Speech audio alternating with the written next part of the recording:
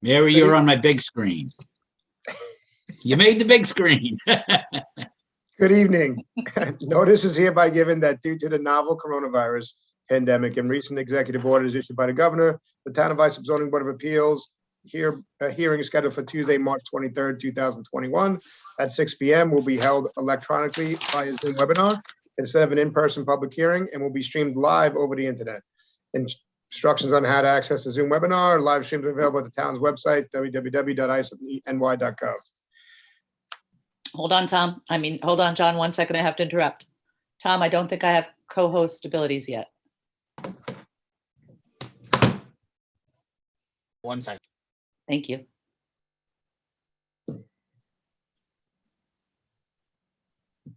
I think you could start reading again, John. Just be patient with me moving the people in. All right, I'm always patient with you, Mary. Yes, you are. Tell me when you want me to go. Can I go now? Go ahead. Go ahead. Yeah. Application number 058-21 adjourned from February 2nd, 2021. Francisco G. Lopez, permission to leave detached garage 24.2 by 24.3, having side yard of 4.2 feet instead of required 10 feet. 6-foot fence on property line not having required setback of 10 feet and driveway having side yard of 1.4 feet instead of required 4 feet. Residential AA district, southwest corner of First Street, number 116 and 4th Street, Brentwood, New York. Is anyone here for this application?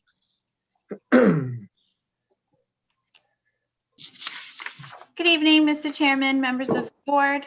Roxanne Trella, Dynamic Expediting Services with offices at 1040 Terry Road, Ronkonkoma, New York, agent for the applicant. Good evening, Ms. Trella. How are you tonight? Good, how are you guys? Well, thanks. So we are here today for the property located at 116 First Street, Brentwood, New York, zone residential AA district, which is improved with a one-family dwelling and a detached garage.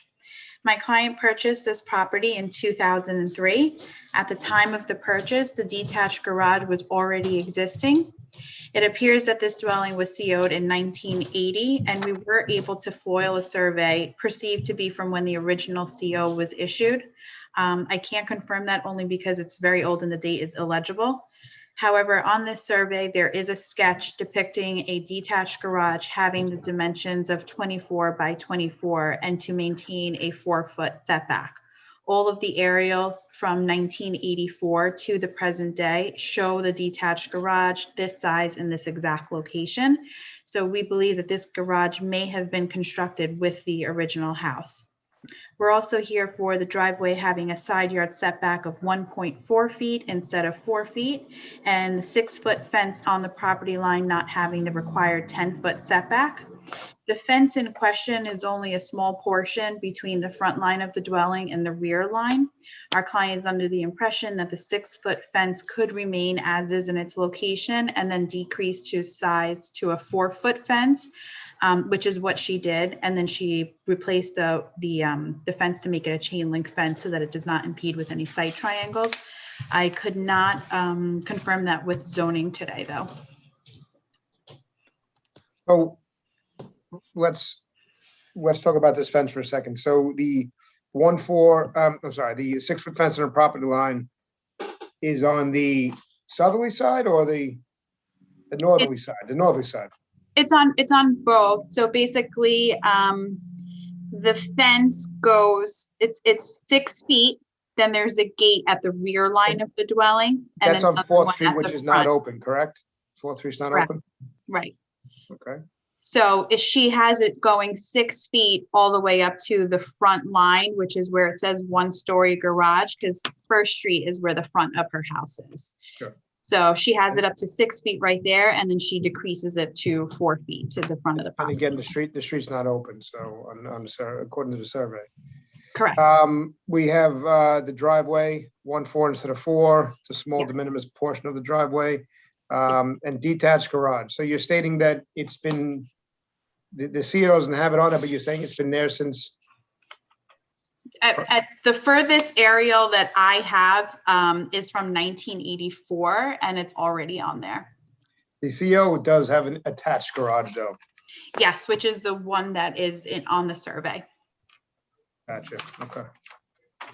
Deirdre, I don't know if I can see you, Deirdre. I'm sorry. I'm trying to figure this out. They are. Sorry about that. Any objection from planning? No objections.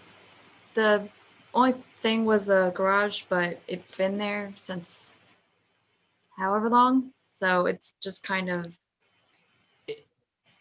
it's only, Is there an operant date that it had to be there before to be grandfathered? I think it's way before 1984, isn't it? do you mean grandfathered like built before code? Yeah, Or- yeah, I think that was in the 60s, but I could. yeah. It is only 88 square feet over the 5,500 square feet that would qualify the 4 foot between 4 foot and then mark it to 10 feet. We've seen them before. Mr. Wux, are you okay with that being the size of the garage? Yes, yes, I am. Thank you. All right, does anyone wish to be heard in this application? Does the board have any questions? Mr. Nicoli, I'll take a motion. A motion, motion to grant the application. Second. All in favor? I, Aye. Application granted. Have a great night, Ms. Strong. I have one more. Oh, okay, sorry about that. Can't get rid of me yet. And for everybody who's listening to the next application, please be patient. I see your hands and you will be moved in when it's time to speak.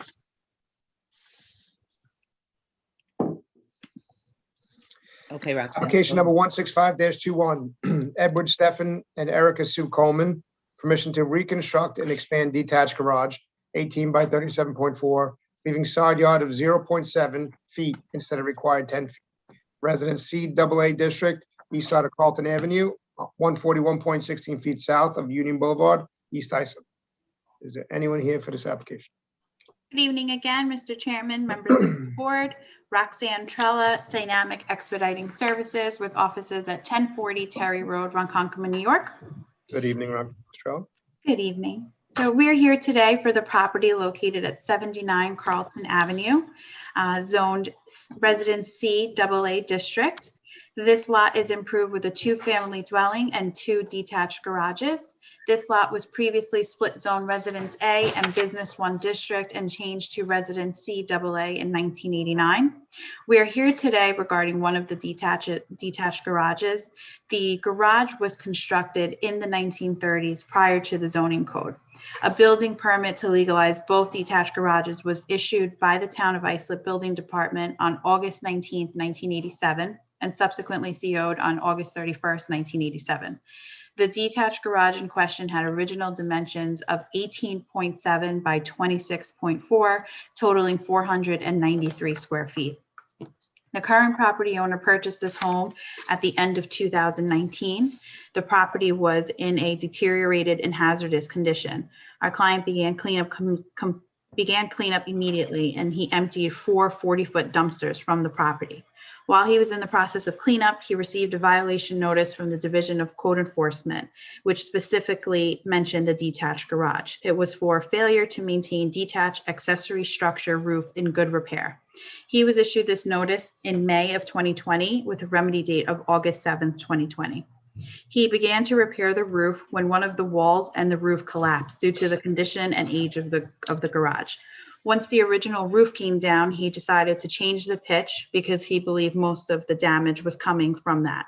The original roof was flat, so he decided to change the ridgeline. In doing so, he unfortunately triggered another response from code enforcement, and was then issued a stop work order for the reconstruction of the garage. Because he was repairing the existing garage, he was under the impression that the repairs could be done without the benefit of a building permit.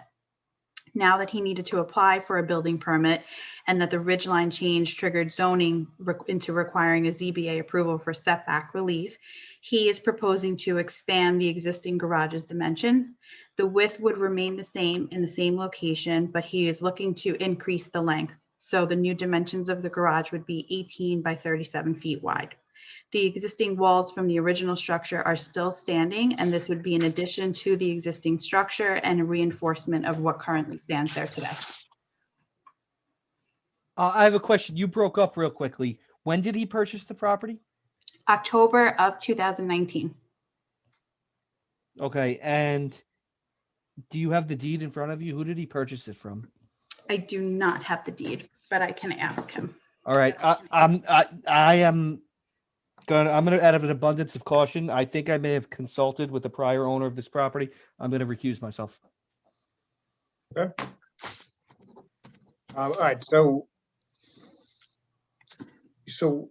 I'm sorry, I was doing some calculations, Ms. Trello, when you were speaking. I apologize for that. So when he rebuilt, when he fixed the garage that you were stating that was falling in, the detached structure, you saying he expanded it? Because the CO does not have any, it's not close to where it was back on the CO if this was detached garage number 1.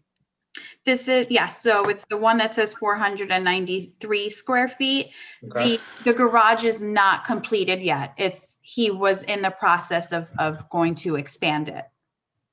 So the 3 original walls are still standing, and the wall that came down is where he was going to propose this addition here. So it's all open framing under construction. It's not completed yet. Okay. Ms. Trella, tell me how it makes good sense for us to grant this application when, as the garage exists now, it's a 93% relaxation. It's 0.7 and it's required 10 foot, and yet we should extend it and give more. What rationale or what sense does that make, other than he wants it? I think the property owner was under the impression that No, it doesn't matter what he's under the impression. You know, that's nothing to do with zoning. What sense does it make from, I don't care about his impression. It's like you don't care about my impression.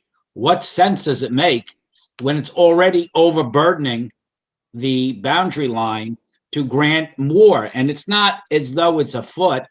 As I said, it's a 93% relaxation. Why do we further tax that? he would be adding on an additional 10 feet in the length. I know. You said that. Why? Why do we grant that? What is the rationale? What he is looking to do is put, he collects antique cars and he wants to put them into the garage. So he just wanted to make it bigger since he was already under construction with this. Well, he should collect small antique cars like MGs. They make a midget. How about we do this? And this is just my thought process on it.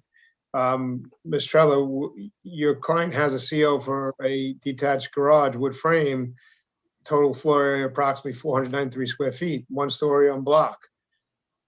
Correct. It's under construction. It's timber. It's frame open construction. So on a survey, is he willing to build what he has on the CO? Absolutely. Is the board okay with that opinion that I just threw out there? It's on the CO. Well, if it's on the CO, then does he need our approval?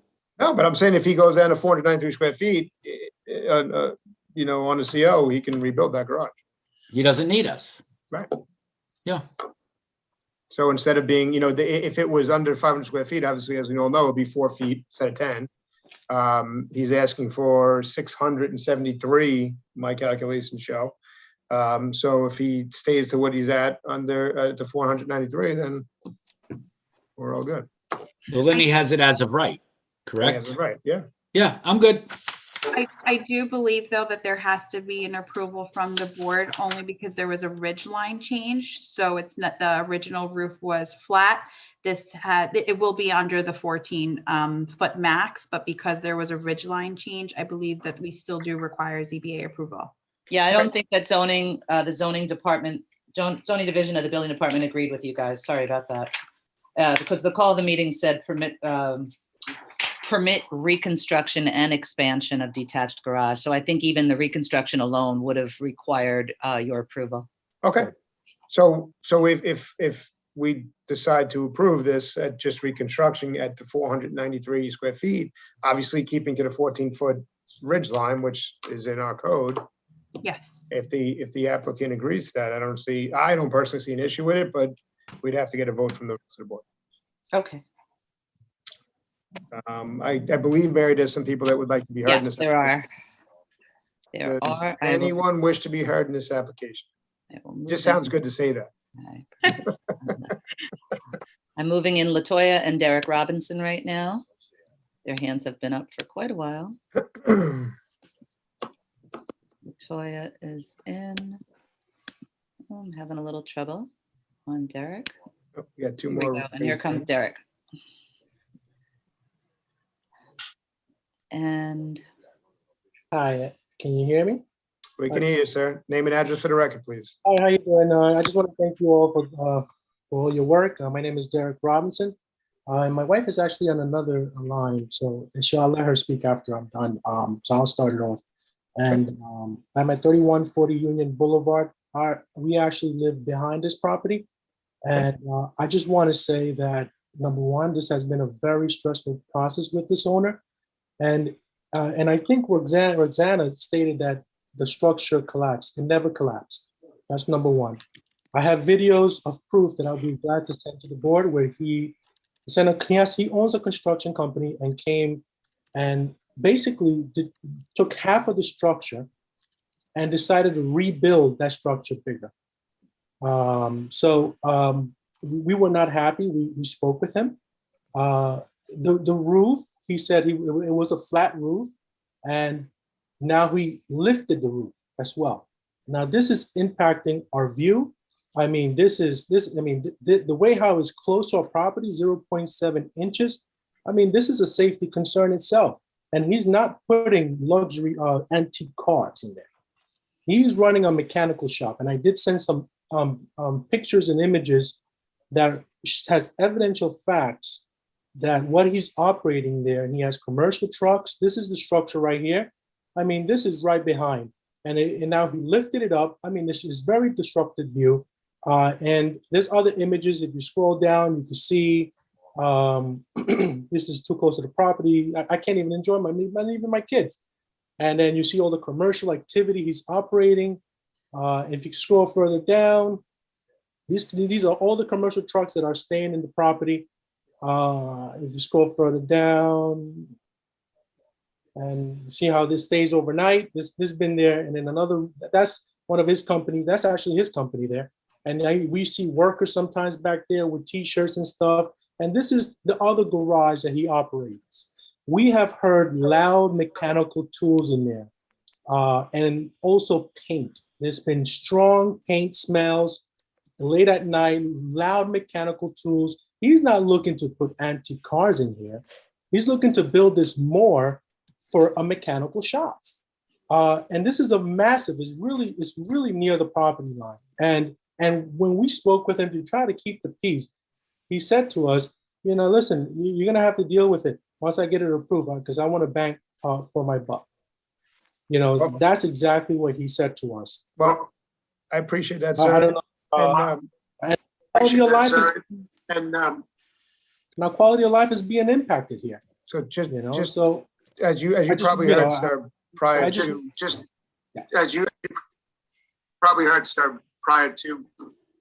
I'm getting a little echo. Is anyone else getting an echo? Or is it just me? Anyone? Yes, yes. All right. So, sir, as you heard, probably, I'm sure you've been listening prior to this, as we were going through the application. They do have a CO for that detached structure, as long as it stays at 493 square feet.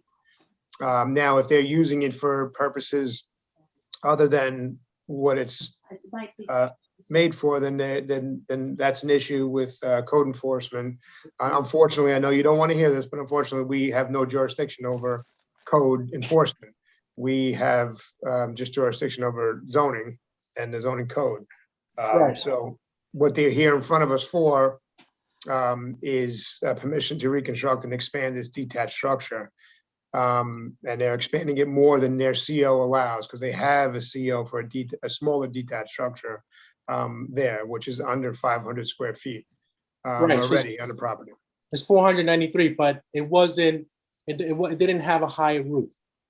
It went, you see, if you look at the image there, and it's still 0.7 inches away from our property line. I understand. So, I mean, he has the 493, it's too close to the property line, 0.7 inches. And, approving 493, I mean, we got to make sure this guy is not going to build this up, because that's not part of the CO. The CO was approved for how it is right there in that image. Right. Well, our code does state that you can do a detached structure under 500 square feet, a 14-foot height in the ridge line. So it would be hard pressed to tell him no when he already has a CO for 493 if he was complying with what the CO stated on the size of the dwelling. Now, what he's running out of there is a completely different ballgame. And unfortunately, we don't have any jurisdiction to enforce that. It would be code enforcement. All right, so now what about the property line? Well, so he has a CO for this detached structure where it sits right now for 493 square feet. So it was already approved. It's like us telling you, if you had a structure on your property that was grandfathered in, for lack of a better term, that now you can't reconstruct it because it's old and dilapidated. Whether that's the case or not on this, I know you seem to have a different story. It's something that we as zoning have to look at and say, you know, they may have a right to rebuild this structure to code because they have a CO on this detached structure already on the property. So that's something we have to look at also. I just wanted to let you know that. But what I'm saying, if they have to reconstruct it, because there's nothing collapsed. This video that he did it, so he already didn't get permits to drop any structure. He didn't get no permits to build a structure. So he illegally did this.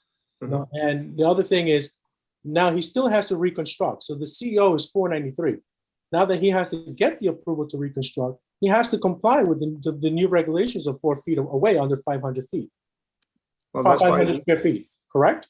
Well, that's why he's here in front of the zoning board. I'm not sure that's correct or not. I'm saying that people come in front of the zoning board many times, and when they have a dilapidated structure with a CO on it, we have in the past granted them permission to reconstruct as is, as size, to the new code to rebuild the structure. Obviously, the structure that I'm looking at in the picture right now is not the same as the updated dwelling that's in front of it. I'm sure the dwelling has been updated also. So we do, if they're building within the footprint of the CO that they have, we have in the past as a board seen that as something that we would look at and say, okay, they're going to build it within the same footprint and structure and rebuild the detached structure on that. So that's all I'm saying. I'm not saying we're going to approve it. I'm just saying that that's what expansion of the detached structure is not something I believe where this board is looking favorably on, but we'd have to vote on it. Well, the thing is this, I'll tell you, I don't know if you want to weigh in. We would just need name and address for the record. It's you, Latoya, you said, your wife? Yeah, that's my wife. Hi, yes. Hi, We just need name and address for the record, please. my name's Latoya Robinson. My address is 3140 Union Boulevard. How are you today? I'm good, thank you. Hi. Okay, so basically, sorry, I hear an echo. Sorry. Basically, we can't do anything back there in our backyard. So we have this huge, as you can see, where the structure is being rebuilt and added on. It's just this huge piece of garage that they're trying to build. But the problem is that he has all that land. I don't understand why it has to be so close to my fence. Like, why does it have to be, like, I can literally touch it if I want to. I understand that he's like within some kind of coding. I don't know the legalistics of, of the coding and all that. But I thought I did hear someone say that it was before the structure was built before the coding was put in place. Was that the case? Because if that is the case, and if it is supposed to be about 10 feet away from my property, why is it allowed to be rebuilt? No, so what we stated earlier, I may have stated it. I'm not sure what you're speaking of exactly, but I'll tell you what I stated. On this CO, there is two detached structures, detached garage. Actually, it states detached garage number 1, detached garage number 2. The one we're speaking of was a wood frame, approximately 493 square feet. 1 story on block. it was structure built approximately 1938. So that was built prior to when COs were issued on structures, according to the CO that we have here on file in the town of Islip.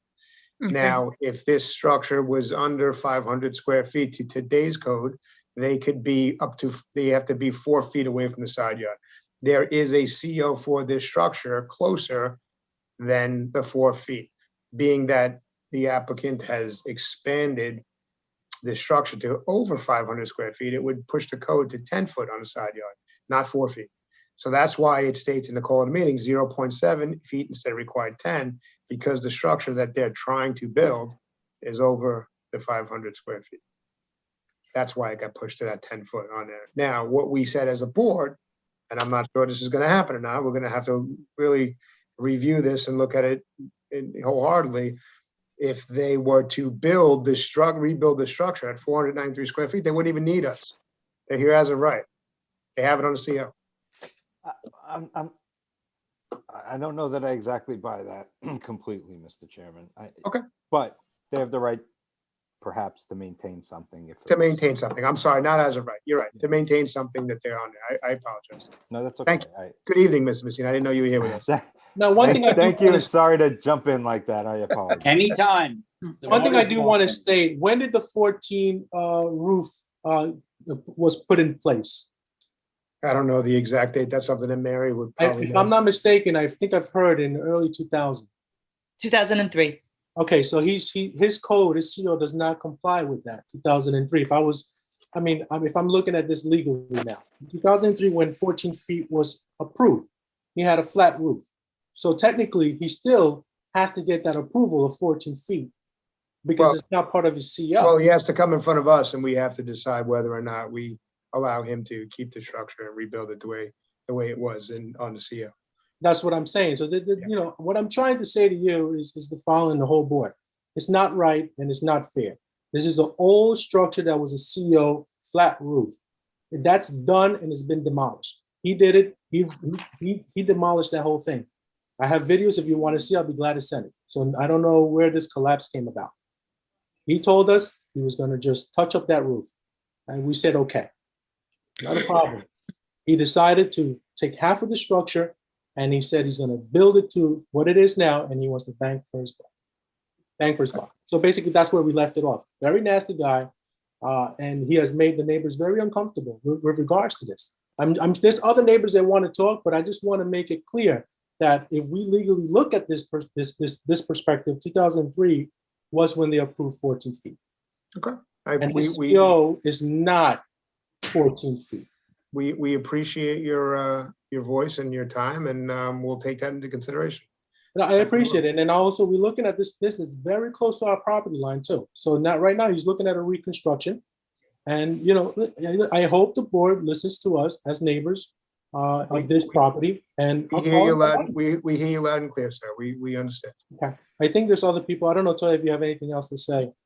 But I hope that the board really looks into this and understands, if you was living in this property, we have kids, we can't enjoy it. Our quality of life is being impacted here.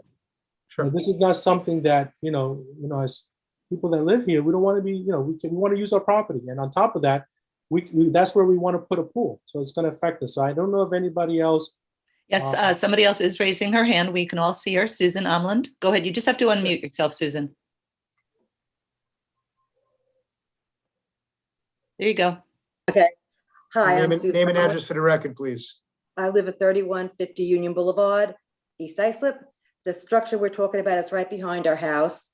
My concern is, besides that they added all this extra on, they're using this property for storage. At any given time, right now, I look at my window, there's 4 or 5 commercial trucks, there's boats, there's RVs. They have taken this property and just made it a junkyard, basically.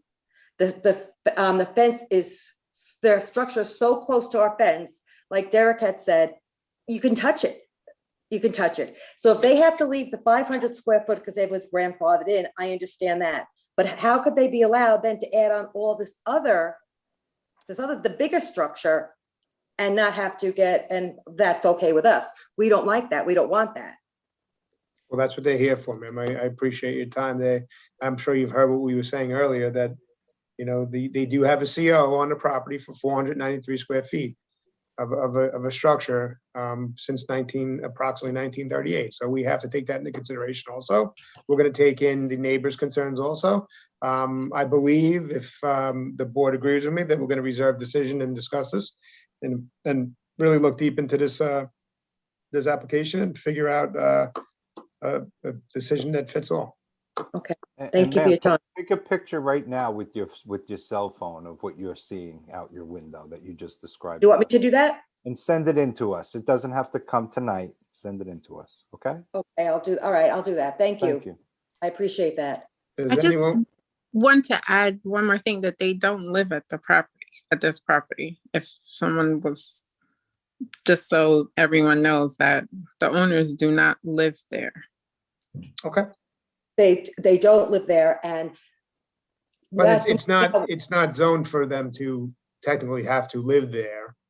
You know, or it's not a two-family use only. It's a right two-family now, we think someone's renting a portion of the house because we see a light on in one room at night. But all night, all weekend, the comings and goings. I mean, there's so many trucks, I have to back them in. It's like a parking lot back there. Okay, we appreciate your Okay, concern. thank you. I We- appreciate your time. We're listening to it. We are. I'm not trying to rush you all, and I understand. we Thank get you. it, and we're going to discuss it as a board, and we're going to take some time to review this application. Now, Mr. Great. Chairman, if I understand that they have the CO, but if they move this 4 feet away from the property line and keep the flat roof, and with the 493 square feet, Toya, is that something that every neighbor here is in agreement? It's Sir, okay? if they Wait, move wait, this, let me just correct you real quick. If they move this 4 feet away from the property line, the side yard, and kept it under 500 square feet at 14 feet high, they wouldn't need us. So that's what I'm saying, you know, that's all I'm stating on that fact here. They do have a CO'd structure here. But that they is- can't go 14 feet because now they have to go into the new coding now. Mr. Chairman, I think East Islip is mine, and I'm ready to make a motion to reserve. Sure. Mr. Chairman, I'd just like an opportunity to discuss some of the things that were brought up. Sure. Go ahead, Okay, at this time, give me a second, everyone, because there's been an awful lot of interrupting going on, and it's partially my fault for not moving people back out of the panel after they're done speaking. So it's the only way to control it. I'm sorry, everyone. If you've spoken, I'm moving you back. Okay. Just give me one more second. Maybe some people have moved themselves. Okay. Michelle, Okay. go ahead. Okay, I just wanted to address a couple of the concerns that were brought up. The first being that there was a business being run out of this specific property. There were several complaints made to the Division of Code Enforcement. They did come out and they did find all of those complaints to be unfounded. No violation notices were issued, no tickets were issued, and those cases were closed. As far as the commercial vehicles on the property, I think the confusion is that 75 and 79 are adjoining properties and they share a driveway. Our client owns both of these properties. Number 75 is zoned for commercial use, and that is where most of that or all of that activity is taking place, not on 79. And I also spoke to him about, you know, the cars being worked on. What he said to me was that he keeps race cars in there as well. His son works for Riverhead Raceway. So when they do get destroyed or something in a crash, they are brought to this garage until they can be put back onto the road. And he does have pictures of all the antique cars that he keeps. So, in these so then he how does repairs that cars there. ameliorate? How does that ameliorate the neighbor's concern? I don't care that he works in Riverhead or the Indy 500, that they hear noise and the smell of paint. How does that ameliorate their concern? Also, how is that different from a car repair business? They're not fixing the cars there. They're brought there. Well, what do they do there? And what do they Rent do them? there? Yeah, thank I you. do know that. code enforcement- Wait. You told us they bring them from Riverhead Raceway and they work on them. And then you said then you said they're not fixing them. What are they doing with them? Nursing them? I apologize, Mr. Wexler, but I did not say they work on them there. They do not. They are stored there. All the cars are brought there and then taken back to wherever. Yeah, well, then that's kind of insulting the intelligence of the people who spoke up, who say, we hear the noise, we hear the racket, and we smell the paint. What, are they imagining that? They did have complaints called out and they were found to be unfounded. I'm and not they saying came up- I don't know when code enforcement went there. What do you say to those people? They're imagining it? I mean, they called, they voiced their concerns, and when the code enforcement came, they I know did you not said that find already, it but either. I don't. But if there was paint being done in the garage, there would be remnants of it, and there wasn't. We don't know what's there. So you're saying it was their imagination. Okay, I'm good. As far as the detached garage, I did speak to him regarding the flat roof. This is something that he did discuss with code enforcement prior to changing the ridge line, only because a lot of the water damage was coming in from the flatness of the roof. Construction standards have changed from back in the 1930s to now. You have to pitch roofs so that you don't have, rain damage or anything like that. So he does want to keep the ridged roof. He doesn't want to go back to a flat roof, but he will remove the entire extension, the addition to it, and bring it back to the original structure.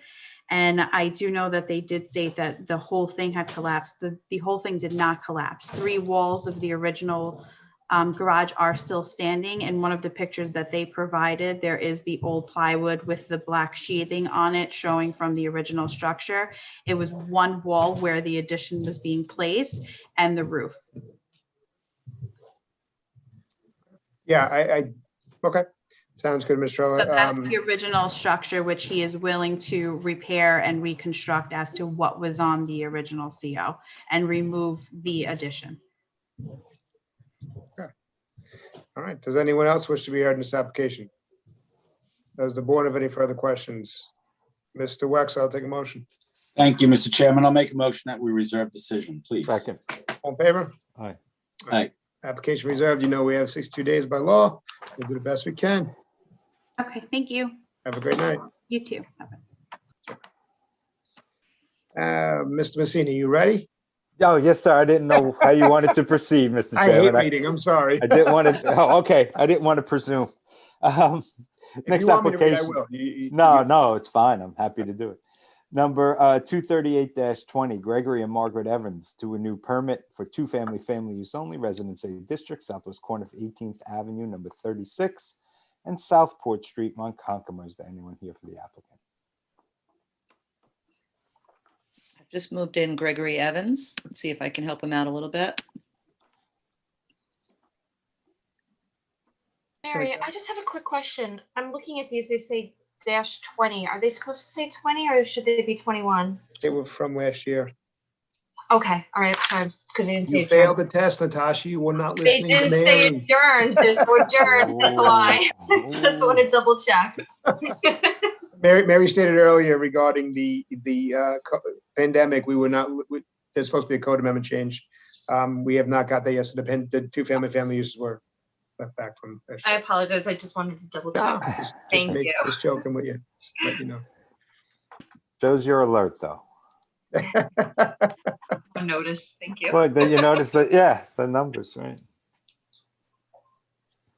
Good. You good? Sarah, are we anywhere close or? Yes, Yes, sir. good evening, Mr. Chairman. This is Gregory Evans.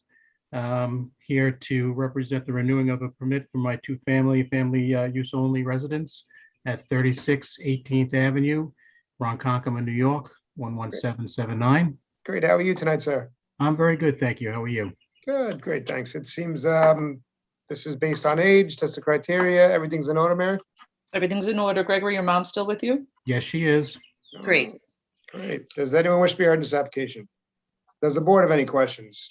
Mr. Sullivan, I'll take a motion. Mr. Chairman, move to grant the application for a 2 family use only for a period of 3 years. Second. All in favor? Aye. Application granted, sir. See you in 3 years. Thank you very much. Have a good night, everyone. Have a great night. Bye-bye. Next application number 240-20, Spiros Nitis and Angie Panos to renew permit for family use only residence AA district east side of Pinedale Road, number 47, 136.24 feet north of Radburn Drive, Hauppauge, New York. Is there anyone here for the applicant, Ms. Becerra? Yes. We have Spiros, I see, not Angie. You have to unmute yourself, sir. Okay. Now There can you you hear go. me? Yes, sir. Very good. Very good. Hi, how are you? Doing well. Name and address for the record, please. 47 Pinedale Road, Hauppauge, New York, 11788. You here to renew permit, family use only. It's based on age. Everything's in order, man? Everything's Yes. in order. Angie's mom is there, right, Spiros? Yes, right. That's right. Yeah. And she's 87. Awesome. Congratulations. Does anyone wish to be heard in this application? Does the board have any further questions? Mr. Messina, I'll take a motion. Mr. Chairman, I move that we grant the application for a period of 3 years. Second. All in favor? Aye. Application granted, sir. Have a good night. See you in 3 years. Thank you. Have a good night. Dude, next application number 239-20, Mohammed A. Shahid and Mohammed Mubashir Shahid to renew permit for family use only residence B district south side of Palfrey Street, number 24, 75 feet west of Park Avenue, Bayshore, New York. Is there anyone here for the applicant? They're here. All right, if I mispronounced your name, please accept my apologies, okay? Good evening. You pronounce it properly. Thank It's you. Mohammed Shahid and Mohammed A. Shahid. Great. Name and address, just address for the record, sir. It's 24 Palfrey Avenue, Bayshore, New York. Great. How are you guys tonight? Everything good? Yeah. Everything's good. Great. So you're here to renew permit, family use only. Criteria is age. Everything's in order, Mary? Everything's in order. We have the co-applicants there, and one of them complies with the age criteria. The guy on the right. Don't tell anyone who it is. Don't tell anyone who it is. Does anyone wish to be heard in this application? Does the board have any further questions? Mr. Nicoli, I'll take a motion. You're on mute, Mr. Nicolia. Motion to grant the application for a period of 3 years. Second. All in favor? Aye. Aye. Application granted. We'll see you guys in 3 years. Have a great night. Yes. Next application number 166-21, Norman and Catherine Mednick. Permission to leave a deck 8.3 feet by 22.1 feet, having a front yard of 32.1 feet instead of permitted encroachment setback of 34 feet. Residence AA District east side of West Wind Drive, number 17, 503.27 feet north of Ocean Avenue, Bohemia. Ms. Becerra, is there anyone here? Yes, good evening, Chairman. Good evening, Board. I'm Joshua Mennick, 17 Westwind Drive, Bohemia, New York, 11716, here representing my parents, Norman and Catherine Mennick. As mentioned, I'm here to seek a variance to keep an existing deck with front setback of 32.1 feet instead of 34 feet. The deck was originally constructed. Great. Seems de minimis to me. We'll ask planning, Deidre from planning, any objection? No objections. Great. Does anyone wish to be heard in this application? I just want to say it's gutsy to represent your parents. A lot of pressure. Well, I mean, I actually I'm teasing. I'm teasing. on It's a just board a, review for the county. it's just a So- joke. It's just a joke. Experience. Oh. What do you, which board of review on the county? DEQ for environmental quality. Oh, really? Yeah. Well, we don't acknowledge them, so anyway. Oh, okay. We were just teasing you. It I is know. gutsy though, because it's a lot of pressure with your folks, right? Mhm. Yeah, Are they I knew watching you were- right now? No. Okay. I was going to say, I knew you were calm, cool, and So- collected because you registered right before the start of the hearing, so. Ooh, nice. All right. Does anyone else wish to be heard in this application? Does the board have any further questions? Mr. Sullivan, I'll take a motion. Mr. Chairman, I move to grant the application. I'll second. And All in yeah, favor? aye.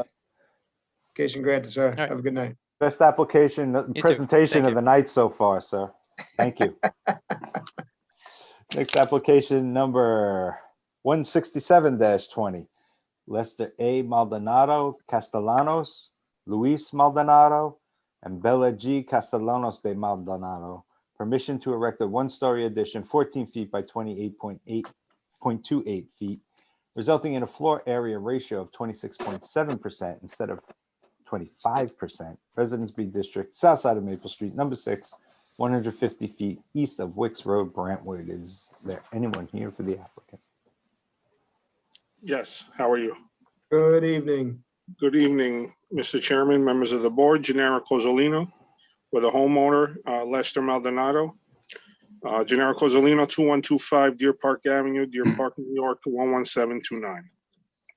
Can we push this one quick, Mr. Cozzolino? Do you mind? Absolutely. All right, you know. As long as the result is right?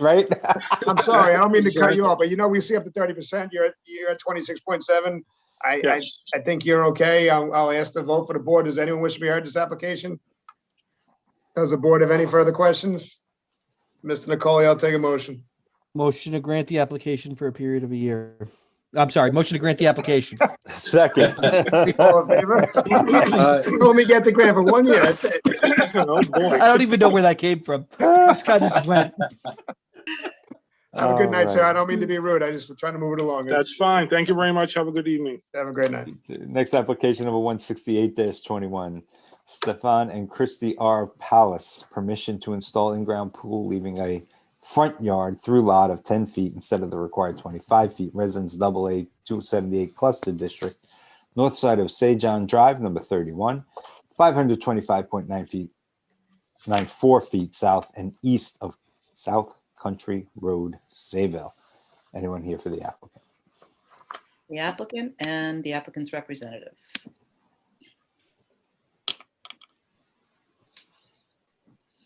Good evening. Oh, sorry, sir, you went on mute. Good evening.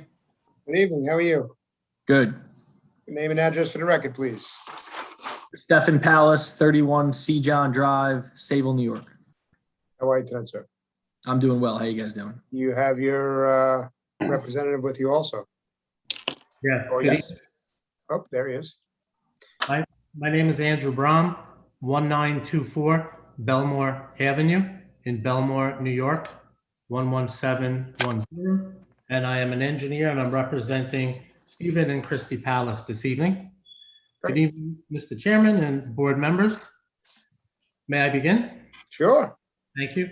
We're here seeking the installation of a 16 by 32 foot pool where we're requesting 10 foot from the rear property line and 18 feet from the side property line, where 25 feet is required due to the fact that this is a through lot. If you had a moment to look at the survey. But what makes it a through lot? Just the right of way back there? Because that's butt up against stores. No, it's up against stores, and those stores have an address on Montauk Highway. Of course they do. That's where the bagel store is, right over there? Bagel store, yep, and it's also the plumbing supply house. Supply store, yeah. Oh, yeah, right. Their addresses are 372 and 376, since we're talking about them. This morning, we emailed over to the board letters of support, which included number 372 and 376, Bagel Store and Sayville Plumbing. Sure. So when you notice, makes it into a through lot where 25 foot would be impossible for this young family with young children to install a swimming pool. Or even an old family with old children. Yeah, I know the area well. There's not enough land over there. So as you can see, we not putting in a ginormous pool, a modest sized pool with a respectful distance off of the rear property line, with approval from other neighbors that we submitted. And I would just like to say that, as you can see, it's not a self-created variance, and that the installation of this pool will not bring down the value of the home in any way. How is that not self-created? Well, it's self-created, but. Well, like, where's the subject parcel on what we're looking at? Could someone point it out to me? It's right here. And 2 doors down, there's a house with an in-ground pool, Yeah, right? an in-ground pool back there. Okay, and honestly, Mr. Messina, they comply in the side yard, and they yeah, no, I agree with you, Mr. Chairman. I'm totally in agreement with you. All right, I agree. I don't agree that it's not self-created, but I don't think that that's necessarily a bad thing. No. Does anyone wish to be heard in this application? Does the board have any questions? Mr. Sullivan, I'll take a motion. Mr. Chairman, I move to grant the application. Second. All in favor? Aye. Aye. Application granted. Have a good night. Nice. Have a great evening. Thank you, guys. Right. This Thank you. Appreciate application it. number 169-21, Unique Holdings of Oakdale LLC and James T. McKenna, permission to leave a two-story dwelling having a front yard of 25.7 feet instead of the required 40 feet on lot having a lot area of 19,530 square feet instead of the required 20,000 square feet, Residence AA District, east side of New Street, number 5, 305.59 feet north of Main Street, Great River, New York. Is there anyone here for the applicant? Good evening, Mr. Messina, Mr. Chairman, members of the board, Steve Bertolino for the applicant, 130 West Main Street, East Islip, New York. I just want to let you know this house was built circa 1877. It appears to me that this was the setback at that time. Some of the real estate attorneys in the room may know of center line of the roadway. So it appears from a 1951 survey that this house was set back from the center line of the roadway. And there are two other houses to the south that appear to have the same setback. So we are in keeping with the nature and character of the area. The house was further renovated in 1947, 1958, 1967, and then in 2016 was totally renovated, where the town of Islip issued a CO for, among other things, a pool, an extension or two, one in the front, one in the back. And through all those years, it appears that this setback of approximately 25.7 has remained the same. So when my client purchased the property, they were doing some interior renovations, discovered some fire damaged beams throughout the rafters, as well as structural. And they filed a permit to renovate the property. And because of the extent of the renovation, it kicked into zoning. When did the fire take place? What's that? When did the fire take place? We don't know. There's nothing on the CO indicating it or anything? No, the CO Mary just had on the screen, and it doesn't indicate any repair or fire damage. It doesn't look like it totally destroyed the structure, but the rafters were definitely fire damaged. That being said, the extent of the renovations changed. The footprint has not changed. And you can see that from the series of surveys I've supplied. Do we have those surveys? Yes, we should have them in order. There you go. So that one, as you can see, is from 2002, and the setback is 25.7. And if you go back, there's one that's earlier from the 1950s. That one is 1951. You can see 25.66. Again, the footprint hasn't changed. Well, I should say the setback hasn't changed. Over time, the footprint did change, but all of that was CO'd in 2016. We have that CO on record. Yeah, and do we have an aerial to demonstrate what Mr. Bertolino says is compliance with the other the structures? two houses to the south. You can see those three houses, and then two more to the south, all seem to have the same setback. Yeah, we see it. That's why I asked for the aerial. Yep. Thank you. All right, does anyone wish to be heard in this application? Does the board have any further questions? Mr. Wex, I'll take a motion. I'll make a motion that we grant the application.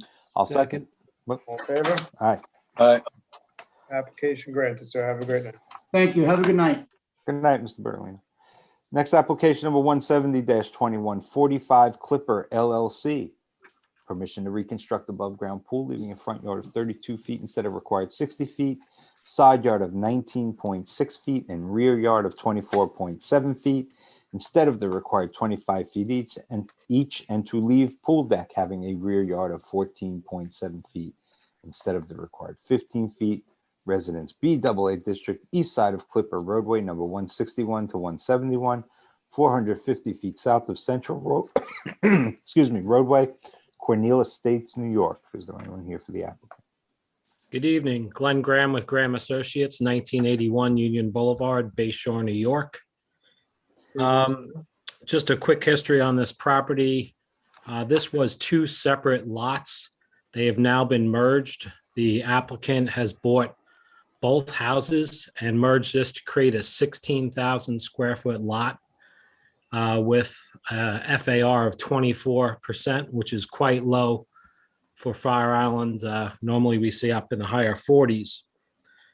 The applicant would like to reconstruct the pool, which is on the north side of the property.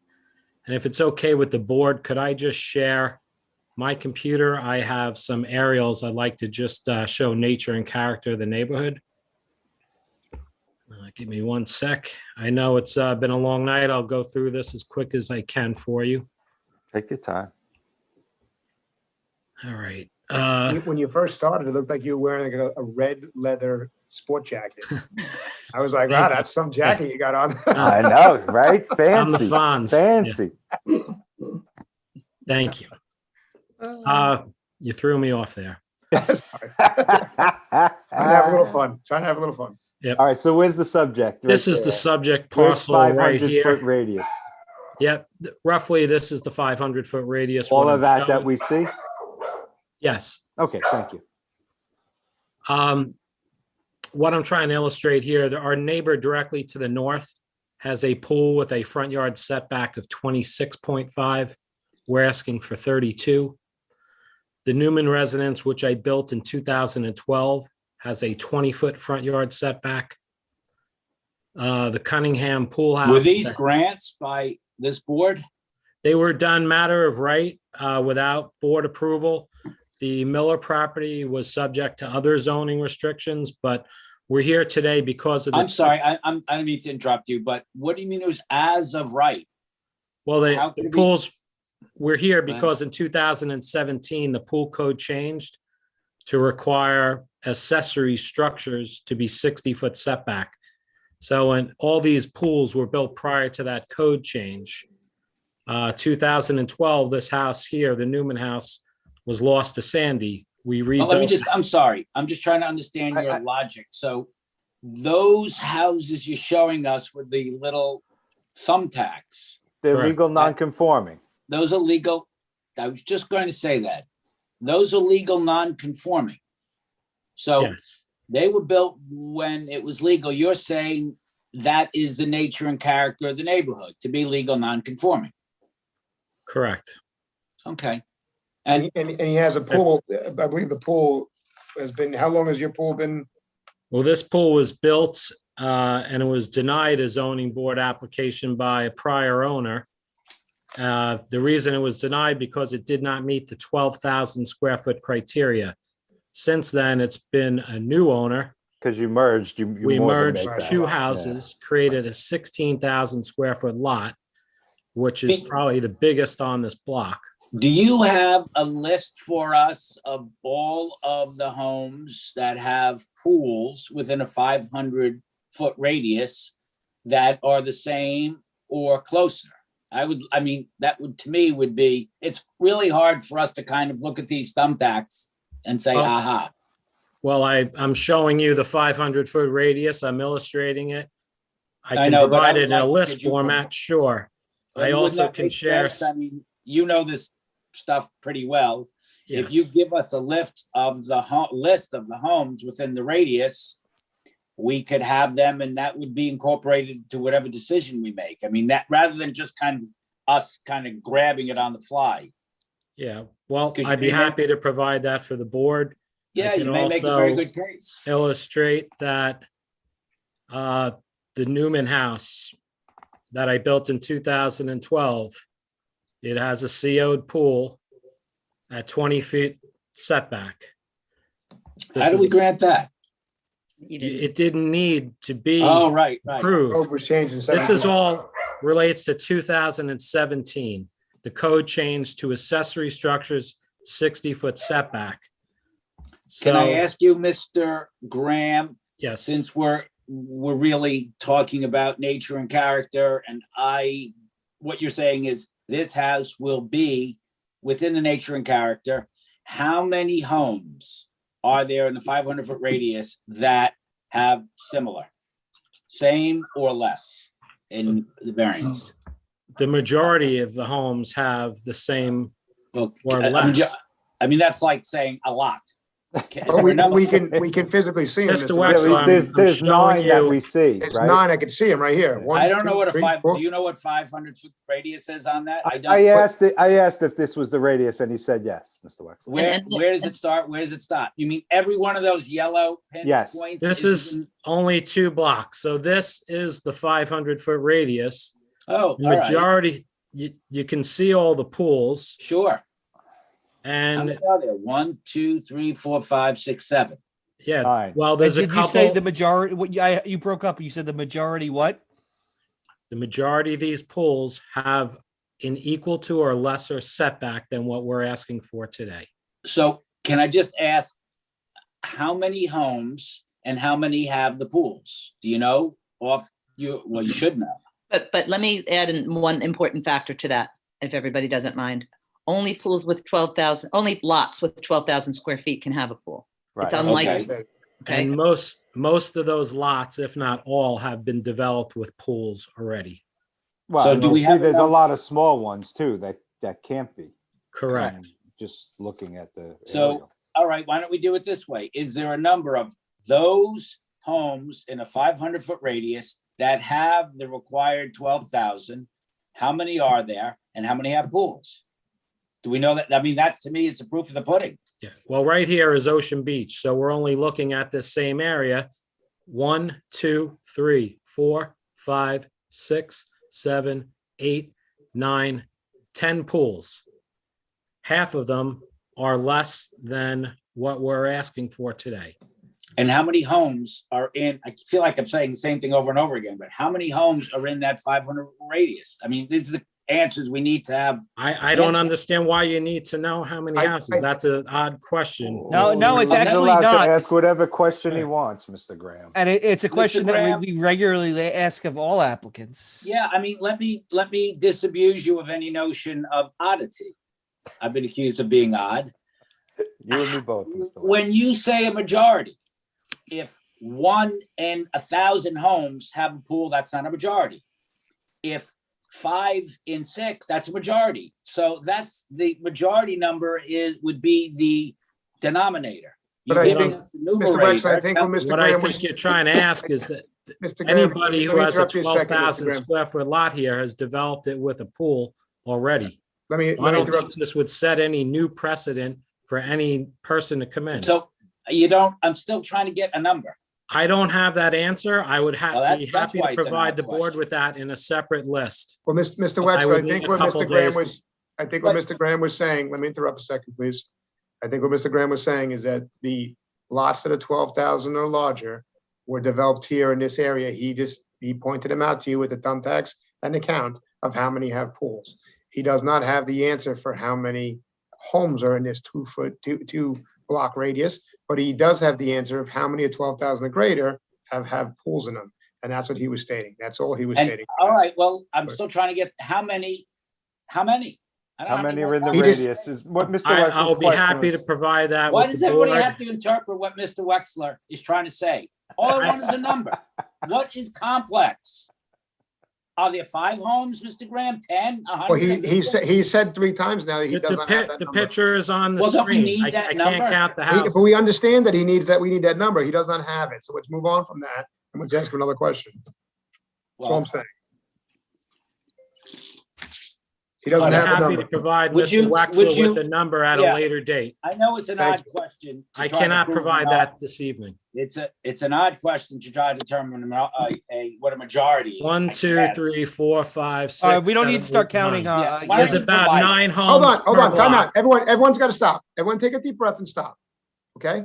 We've had an answer. He does not have that answer right now. Let's move on from this question and move forward. Please. Thank you. Let's ask the next question.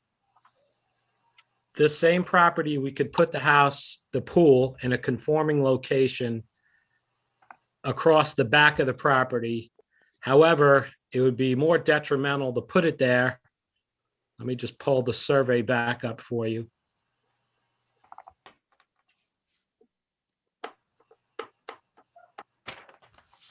This pool, you can see the lot is 100 foot deep. we could put the pool in a conforming location way in the back here.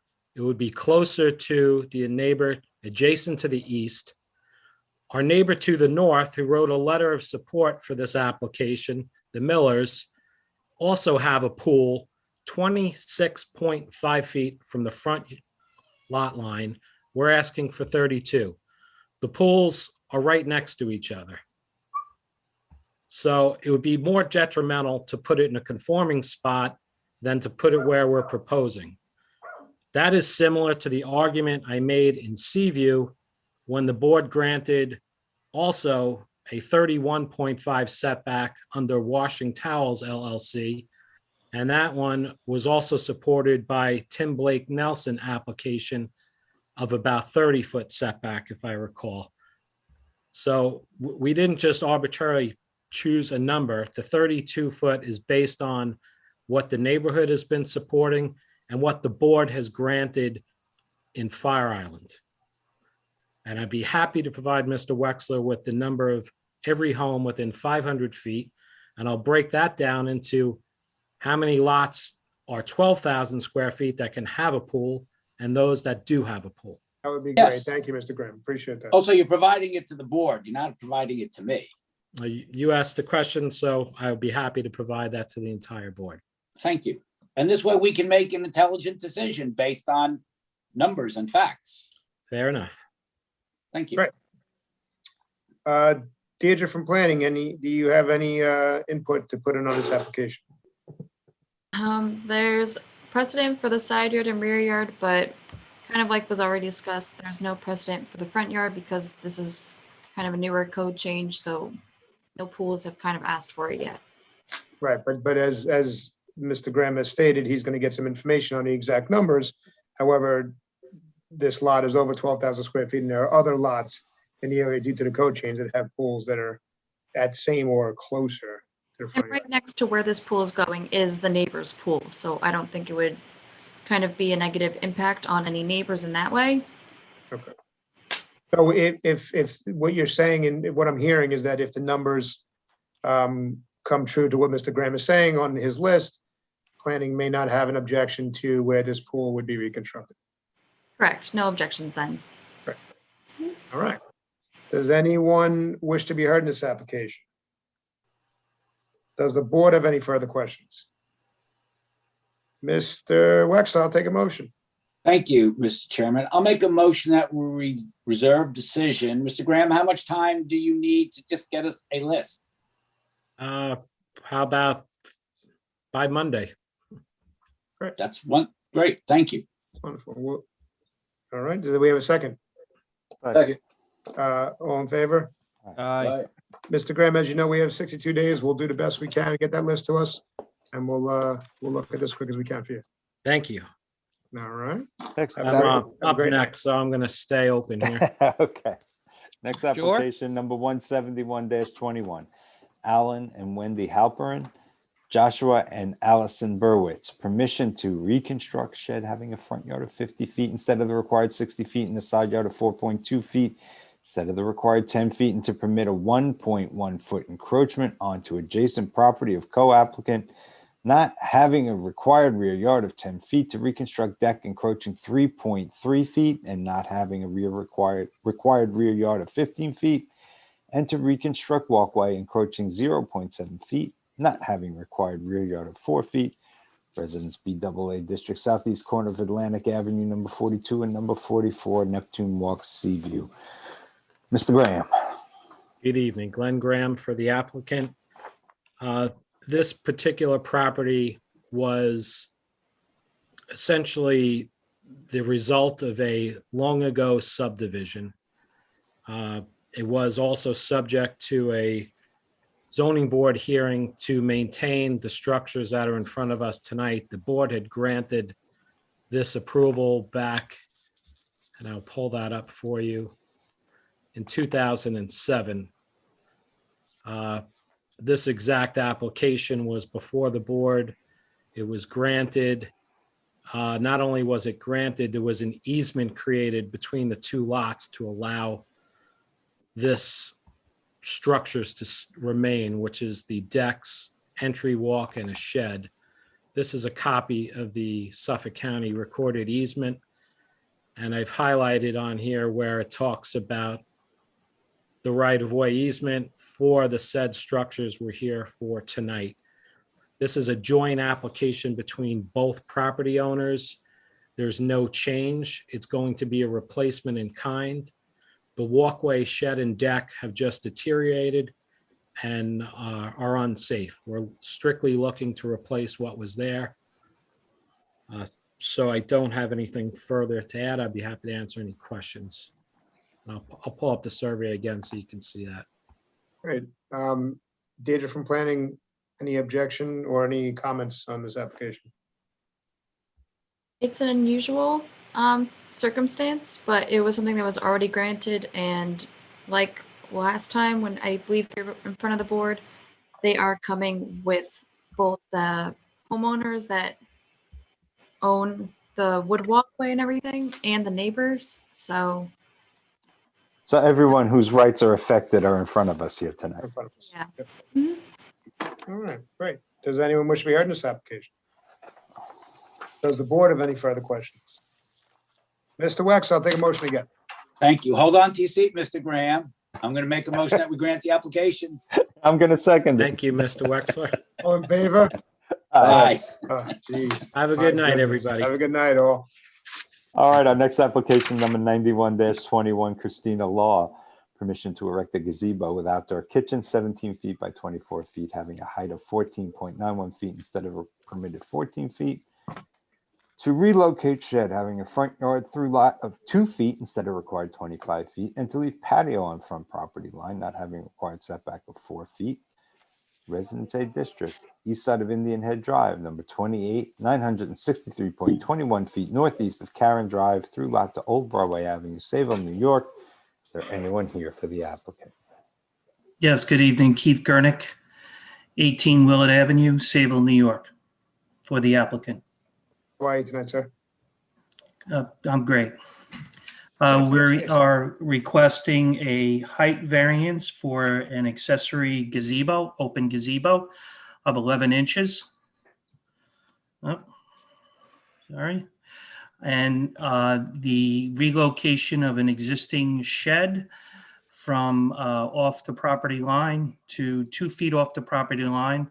This is a through lot with Old Broadway Avenue, which is part of the Sanssouci Reserve in the back. So it's basically a paper street that will never be developed. And we're asking, instead of, because it's a through lot, we would need a 25-foot setback for the frame shed. We're asking for 2 feet off the property line. Sure. All right, and you said the gazebo is 14.9 instead of 14? How long is Yeah, that? we're asking for an 11-inch variance for the Yeah. height. Do we need to clarify? It says permission to erect. I think that should be permission to leave. Is it Yeah, there erected was or- a stop work order, yes. Why was there a stop work order? Because of the height? No, if you recall, there was some confusion on the last, on February 9th when we came before the board, that there was a supposed variance issue for setback of, but the zoning code had changed to 25 feet, so it's just a height variance, so. Was there a permit issued before construction started? No. Okay. That's why they issued a stop work order. There's no Ding, ding, confusion. ding, ding, ding. That wasn't. You're talking to a guy who was a town attorney for 13 years, Mr. Kerr. So Mr. Messina's figured it out. I got to give it to him, though. He danced around it nicely. He definitely- Yes. Very well done. Not And last never, time. Not Never last said time. anything incorrect. No, at least he didn't say it was an odd question. All right. I think there was pictures that were sent of the gazebo and also the pictures of Old Broadway, which is basically forest, if you want to call it. Yep, sure. Yeah. Do we have pictures there? Well, that's the drawings of the open gazebo. I don't believe I have pictures. Sorry. Oh, well, it was put in with the original application to the ZBA. So Deirdre from planning, what say you on from the planning board? Or from planning department, not board, sorry. The only thing is the height, and I just have a question. Where's the patio that's on the front property line? That's there's an old slab that was with an old shed prior to the homeowner buying the property 15 years ago. So it's just a basic slab on grade that was there. It's not really a patio. This shed is on partially on it. That's what we see hatched out on the blue hatch, right? On our survey that you submitted. That's the structure, actually. You can see the. But it says concrete, right? No, you see the concrete in the back, and it's hard to see. It's okay. Show us. The hatch is actually the shed. Right, but around that is concrete. Is that what you're talking about? Yes, that's existing That's my patio, point. existing. Right. So they didn't know what to call it, so they called it a patio. Yeah, it's really just concrete a slab. Right. Mr. Garnick, and maybe this pertains to Deirdre also. I know the area pretty well. There, I would have to assume there's some structures, detached structures that have a height that pertain to higher than 14 in that area. Do we have? Bless you. Thank you. Bless you. Do we have any anything to go off of? You know, the code says 14 as what's all we hear. Nothing that was granted. If I can, Mr. Chairman, Mr. Gurnick, why can't you comply? Well, it's already built. Well, that doesn't help. It's basically very close to 14 off the patio, but the patio slightly raised off grade. So I went, erred on the side of caution and took it off the actual grade. Unfortunately, I'm speaking for myself. The problem I see is now we take a complying neighborhood and now we're going to get people coming at 15, 15.2, 15.6, 15.9. And how do we stop it? Well, I think there's a couple different scenarios. An accessory structure, which would be enclosed. The reason why the 14 foot is to, not allow people to live there, like over garages. I'm familiar with the code, but suppose somebody wants to come in and build a gazebo that's 15.3. Do we say no? They'll say, well, you granted Mr. Whatever the applicant's last law, and it's only 6 inches. It's only 4 inches. Right. So then when does it stop? I think there was a board member that has said in the past that one-offs are not precedent setting. I'm not sure who that was, but that wise sage board member always says that, but then another wise sage board member always treats it as its precedent. Well, we granted it. So I think you need to comply, but I'm just me. And that's fabulous, I'm Mr. able, Wexler, for the just able record. to. And I like being me. Can we do a virtual hug? Sorry, this isn't the most sophisticated screen sharing. I just took a photo with my phone and airdropped it to my laptop. Can you see it, everyone? Yeah. Okay, yeah. Okay, so do you see how the measurement came off? The patio is slightly raised above grade. Yeah, sounds bad. Sorry about turning our necks to the side. All right, well, maybe go ahead. Maybe we reserve this decision and discuss it as a board and sure, that'd be great, Mr. Chairman. We have a couple different options to discuss here, and yeah, I'm gonna try to look. I obviously, if the planning department is saying that there's nothing in the area, I'm not going to go around and try to find something that's done. Not. Won't help you. Right. Well, listen, I believe what I heard you say was that it was a mistake made because of the height of the patio when it was laid, and it's not enclosed, and you were truthful about it. You weren't trying to dance around that. So that's something that we have to think about and discuss and look at the area in depth, and as a board we can make a decision on that. Okay. All right. Does anyone wish to be heard in this application? Does the board have any further questions? Mr. Sullivan, I'll take a motion. Mr. Chairman, I move to reserve decision. Second. All in favor? Aye. Aye. Mr. Gernick, we have 62 days by law. We'll do the best we can to get you a decision promptly. Okay, thank you.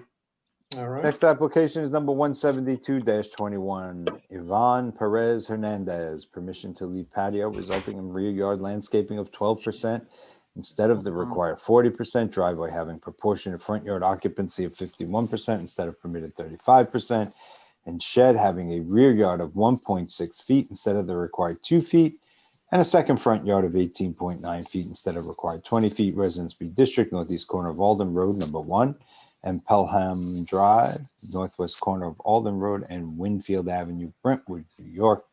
Is there anyone here for the applicant?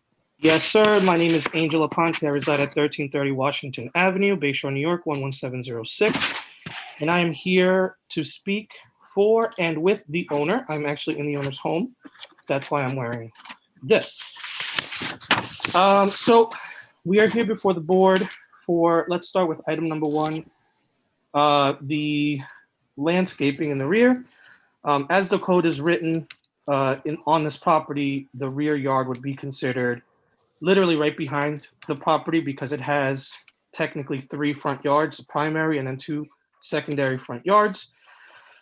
In that case, it is as it's written, the landscaping would be about 12%. I actually have it at 13%. That's splitting hairs. I'm asking the board to please consider, being the nature of this, the shape of this property, and it's really like a peninsula, that if you consider the area in orange, on my screen, it kind of looks yellow, but all that area in orange, if you consider all that, which would be similar to a property being abutted on both sides and the rear by neighbors, then if you consider that, this landscape area would be, I believe, 51%. And you'll see it written, my calculations right over by where the north arrow is. I show how that's actually 51%. I'm sorry, Mr. Ponte. Your Sure. logic is if that they own that property, then it'd be okay? No, they own all of this property. But I'm just saying, if you had considered this property to be adjacent to actual neighbors instead of streets, instead of Pelham Drive and Winfield Avenue. But that's not what drives the percentage. It's the size of the property. Oh, I understand. absolutely. I understand. I totally understand what drives the percentage. I'm just asking, had there been 2 neighbors on either side of this, you would have considered that whole area. No, we don't consider the other guy's property. No. as part of the application. Let me help, Angel. Let me just help a little bit, okay? Because the language you're looking for is an interior lot versus a corner lot. Exactly. Sorry. Had Okay, this but- been an interior lot, you would consider the area highlighted in orange as the rear yard. And if that were the case, like most of these neighbors in this area, then it would be a 51% landscaped area, and we wouldn't really have an issue with the concrete in the rear yard. But it's not. And your client received the benefit when they purchased this property of presumably a lower purchase price because of its configuration.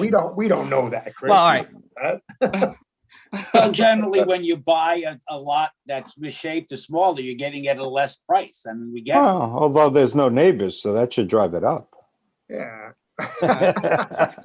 You're kind of in a fishbowl here because everybody can see you 3 ways No. around. I was just teasing, Mr. I get it. Yeah, thank you, though. So I do want to make that point only because this area, when it does rain, the water somehow, it doesn't drain off too quickly. So it's very mushy, the ground. And really that concrete area back there is really the only place that the owner has to kind of enjoy her rear yard or sit or anything. I mean, you try to put a chair in this ground, even days after it rains, it's going through. It's really tough. It's really mushy land. Okay. All right. So item number 2 is the driveway, proportionate front yard occupying 51%. I know that in the past, the board has approved 40%. I know the code is 35. And so if you look on the survey, you'll see a highlighted and also hatched portion of the driveway on Alden Road. I'm proposing to cut that away, and if I am permitted the 40%, that is exactly what it would be with that portion cut off. So the driveway, the actual hardscape would be at 40%. We do see up to 40%, as you know, so I believe that the board will see favorably on 40% if you're willing to comply with that. I'm sorry, sir, say it again.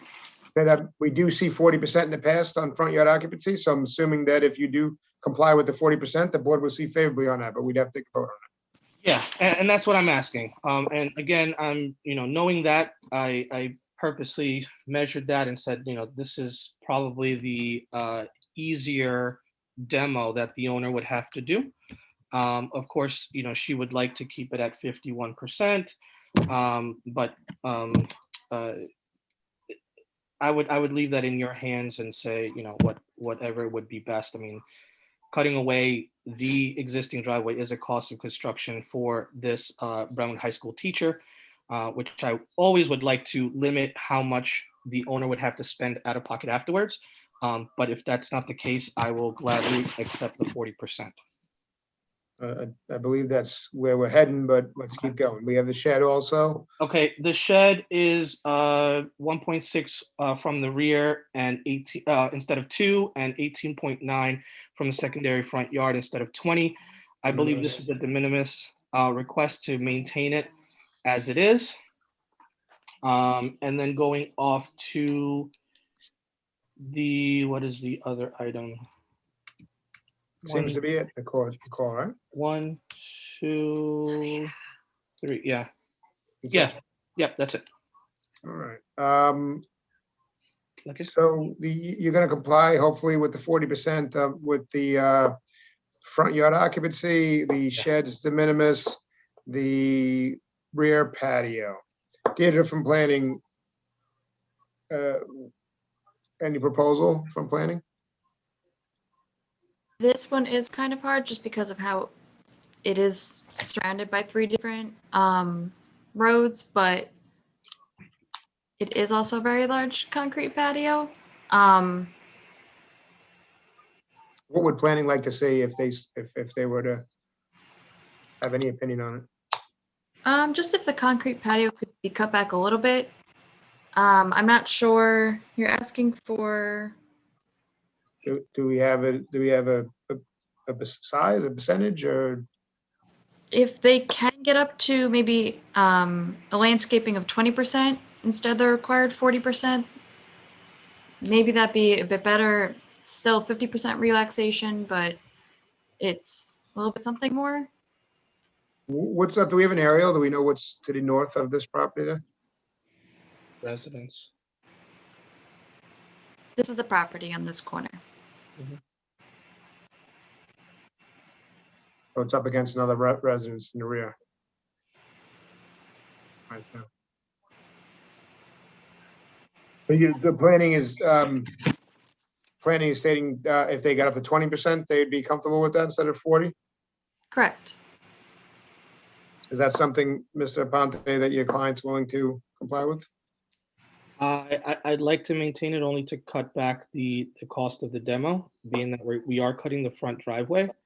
But if it's the only decision to kind of get an approval now, then that's what we have to do.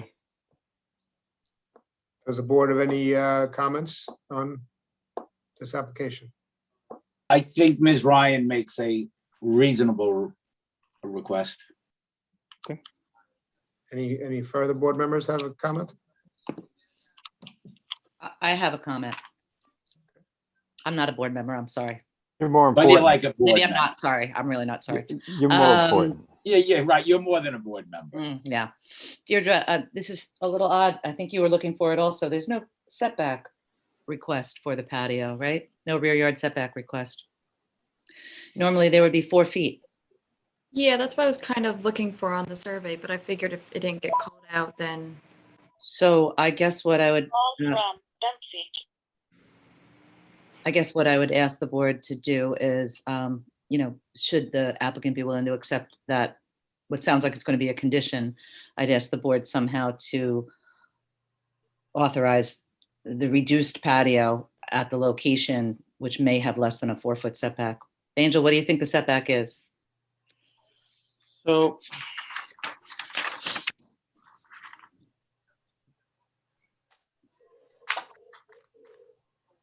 I think you have at the lowest end, you have about 2.5 feet, which would be the right side if you want to go back to that survey. The northeast side, right? The northeast side, yeah. I think you have about 2.5 feet there, and you definitely have 4 feet on the other side.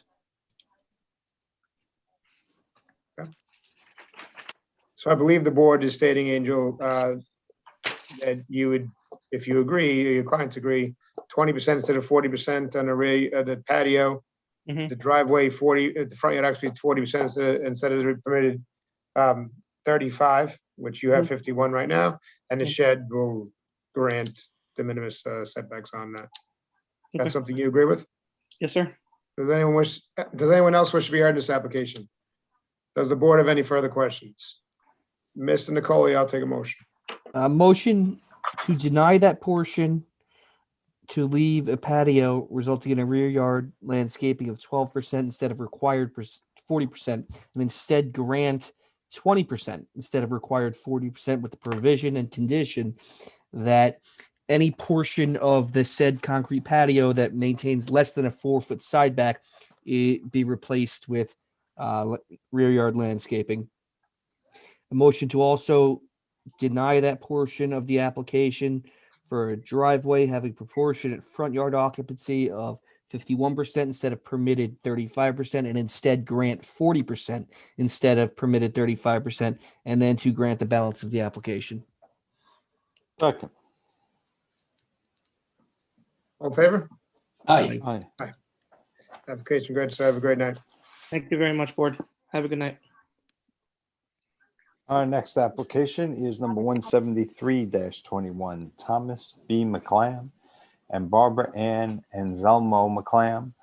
Permission to leave a one-story addition 4.1 feet by 14.4 feet, having a side yard of 9.4 feet, and one-story addition 18.1 feet by 20.1 feet irregular, having a side yard of 10.4 feet instead of the required 14 feet each. Total side yards of 19.8 feet instead of the required 28 feet, and the floor area ratio of 31.2% instead of permitted 25%. Residence B District, west side of Sunset Road, number 82, 260 feet south of Community Road, Bay Shore, New York.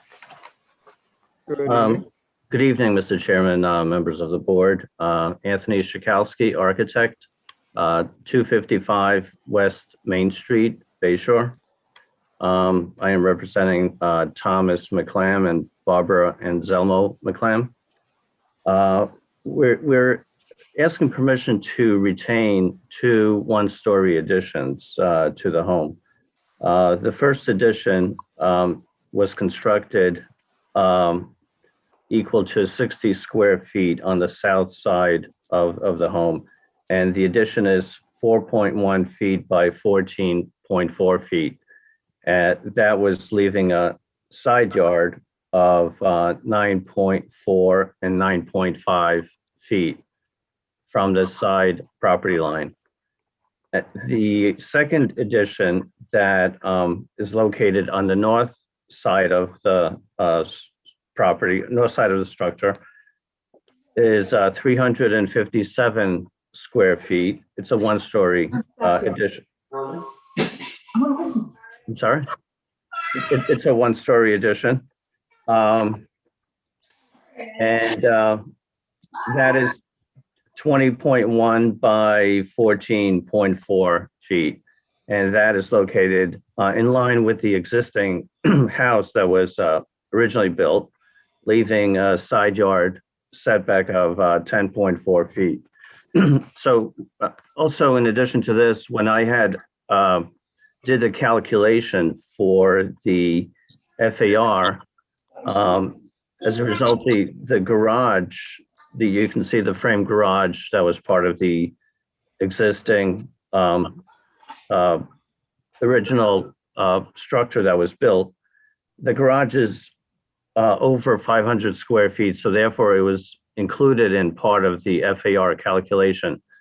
So with the two additions, the 60 square feet and the 357, it brought the total square footage to 2118, leaving that as 31.2 square feet. I'm sorry, 31.2% over the allowable of 25%. So we're asking for relaxation of the two side yards and also the FAR percentage. Okay, the northwesterly 375 square foot addition, that's keeping in line with the dwelling now that as it sits, right, at 10.4? It is Right. keeping in line with the existing Do you dwelling. have any precedent in the area that you found that gives us a floor area ratio? You know, as a board, we see up to 30%. Do you have any precedent within 500 square foot radius that's over 30%? I do not. Did you research that, or you didn't find any, or you just never researched? I did not research that. Okay, and do you have any side yard relief for the, I guess you'd call it the northeasterly side, the 60 square foot addition for a side yard 9.4? Is there any side yard relief in the area for that? I do not have that information as well. Okay, Deirdre from planning, any chance that you had some of this information for the applicant's design professional? The closest side yard that I was able to find was a side yard of 9.8. I wasn't able to find any floor area ratios up to 31.2. The few that I saw in the area specifically noted that without the garage, they'd be within, you know, the 25%, 30 up to 30 that we would grant. So those were kind of just before that. It's kind of when that time when people were, the board, I guess, was looking at things without the detached garage, or regardless of what size it was. But because this is over 500 square feet, I believe it's 544, it gets added to the FAR. Right. It's at 542 square feet, which is 42 square feet over the allowable. So without the garage being included in the FAR, we would be at 25.6%. But unfortunately, the garage is at 542, which brings that over. Well, if we don't have any precedent, what would be the rationale to grant it and create precedent? These are existing conditions that we're looking to leave the existing condition that's there. We're not looking to construct. I know, but what do we do when the next 10 people build and say it's there? I can't take it down. What do we say? How long was it been in existing condition? I believe the addition on the on the southeast side, the 60 square foot addition, I believe that was there over 4 years. And my understanding, the other addition was under construction, and I believe it was stopped. There was a stop work on that. Right. Obviously, this was all built without benefit of permit, correct? I believe that's what has happened, yes. So if the northwesterly one-story 375 square foot addition is still under construction, correct? It's not. I believe it's. I believe they had framed the walls, and the foundation and the walls were framed, and the roof. But it's not. I'm sure they can find 1.2% to bring that to 30%, correct? FAO. Excuse me, may I talk? You can, ma'am. If you just give me 1 second for your Oh, I'm professional sorry, answer. sure. Mr. So I believe it. You know, I believe it could be reduced. You know, if there's another way to reduce the square footage, let's say if they decided to reduce the square footage of the garage and bring that under the 500 square feet. Well, here's what I propose, and the board has to obviously agree with me on this, but as long as you get the 30% FAR, yeah, it's your choice of how you get there. But you're at 31.2, so wherever you want to get, this board sees up to 30% unless we have some precedent in the area that allows us to see over 30%. And you don't have any, and Deirdre from planning has agreed that there's no precedent that she found in the area either. So whatever way you can get to 30% would be optimal for this board, I believe, if we all agree on with what I'm saying. Sorry about that. Got caught up. Easy for you to say. Makes sense to me. Yeah. May I ask a question? Sure, ma'am. Just if you can give your name and address for the record, Sure, please. So we have a Barbara clear Anselmo, 82 Sunset Road. I'm the homeowner with my husband. Great. How are you? Good. We were under the impression that the contractor had applied for the permits. And we were also under the impression that the garage was not going to be included in the square footage. So honestly, this was an innocent mistake. And I understand that you have no precedent, but how is precedent actually set? Somebody's got to set it. It could be me. I mean, honestly, I could be the first. You know. Well, unfortunately, you have a complying neighborhood. And if we give you, you know, as one of our board members would say, when does it stop? It just keeps growing and growing and growing. No, I understand, but when the next one comes in, and how does it ever stop? And then we have a but the garage was pre-existing, and honestly, we had no idea that it was included. And I really didn't need a garage that big, but it is. When we purchased the house, this house was built in 1954. I think the garage was that size at the time. So I mean, we're kind of being penalized for a huge garage. Is there any possibility of carving it out where we, without having to remove something? I appreciate that, but I believe your design professional could probably find 1.2% out of the structure that's being under the area that's under construction right now. Well, I'd rather take it away from my garage. So is that do it however you want is what the chairman is telling you. Right. No, I know that. So if I do that, do I then have to come before the ZBA again or no? So we're going to give you 30. Well, if the board so sees fit and agrees with me, we're going to give you 30% in FAR. How you get there is your decision. Okay. You're at 31.2. It's not earth shattering. And I apologize. I understand your concern and your frustration. We have a code to uphold too. We don't write the code, we just have to uphold it. So right. We have a compliant neighborhood, and it's not easy for us to say no to you either. We are the zoning board, but it's easier for some than others. I'll see some people to say no, not me. So I believe I'm sorry. I propose that we're going to give 30% on the FAR, and how you get there is your choice. I am okay with the 9.4, the small addition on the one side. I don't know if the rest of the board is. Good. Good. Yep. Okay. Yep. So really, all you have to do is get the 30%, and how you get there is up to you. Okay. All righty then. Does anyone wish to be heard in this application? Does the board have any further questions? Mr. Nicolia, take a motion. Motion to deny that portion of the application regarding the floor area ratio of 30.12% and instead to grant 30% and to grant the balance of the application. Okay, thank you. All in favor? Aye. Have a great night. Thank you. Thank you. Next application number 174-21. Deanna Ward and Lynn Shortway, permission to erect a one-story addition and the second-story addition, leaving a front yard of 32.3 feet instead of the required 40 feet and side yards of 10.1 and 13.9 feet instead of the required 14 feet each, to erect portico, leaving a side yard of 8.9 feet instead of the required 14 feet, all having total side yards of 19 feet instead of the required 28 feet. To erect roof over porch, leaving a front yard of 25.8 feet instead of the required 40 feet.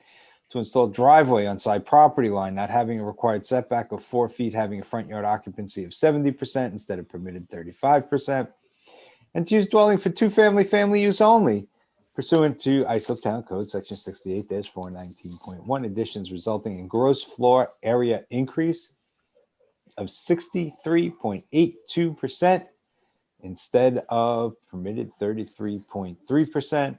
Residence A District, west side of Minerva Avenue, number 1222, 341.79 feet north of Orinoco Drive, West Islip, New York. Is there anyone here for the applicant? And Mr. Ang, I think that would be you. And could you tell me how we could possibly grant all that relief? Good evening, Chairman, members of the board, Mr. Messina. Members of the board and Mr. Messina. I'd like to go through the application and just kind of, I guess put some reason to what we're trying to do. But before you get there, can you just tell her, do you have any precedent for 68 or 63.8%? No, I do not. Okay, But what's what the I'd like, just to orient us. okay, so What's can the I closest you have? A number. can I point out that 63.82%, we still are at 17.1% FAR on the whole entire property? And what about 70% instead of permitted 35% on front yard occupancy? These numbers are just huge. That I will actually adjust because I actually went over this with Deidre and I realized that is, more than what we could actually ask the board to consider. I just did. No, you could ask I always ask- 100%. It's America. You could ask for anything. Yeah, I'm just trying to get a number. Everybody likes to say a lot, but it's not that much. It's like that old joke about the mobster's tax returns, and it's how much income did you make? And he says, I did all right. It doesn't help. What is the closest precedent you have? What is the biggest, the best, the mostest? I don't have it, Mr. You don't have a number? No, I do not. All right. You want time to go find your number? Oh, it's going to help. It sounds like you need to winnow this down anyway. Why don't you do it? You want to take an adjournment? It makes sense, Mr. Hang. Okay, I'll take the adjournment.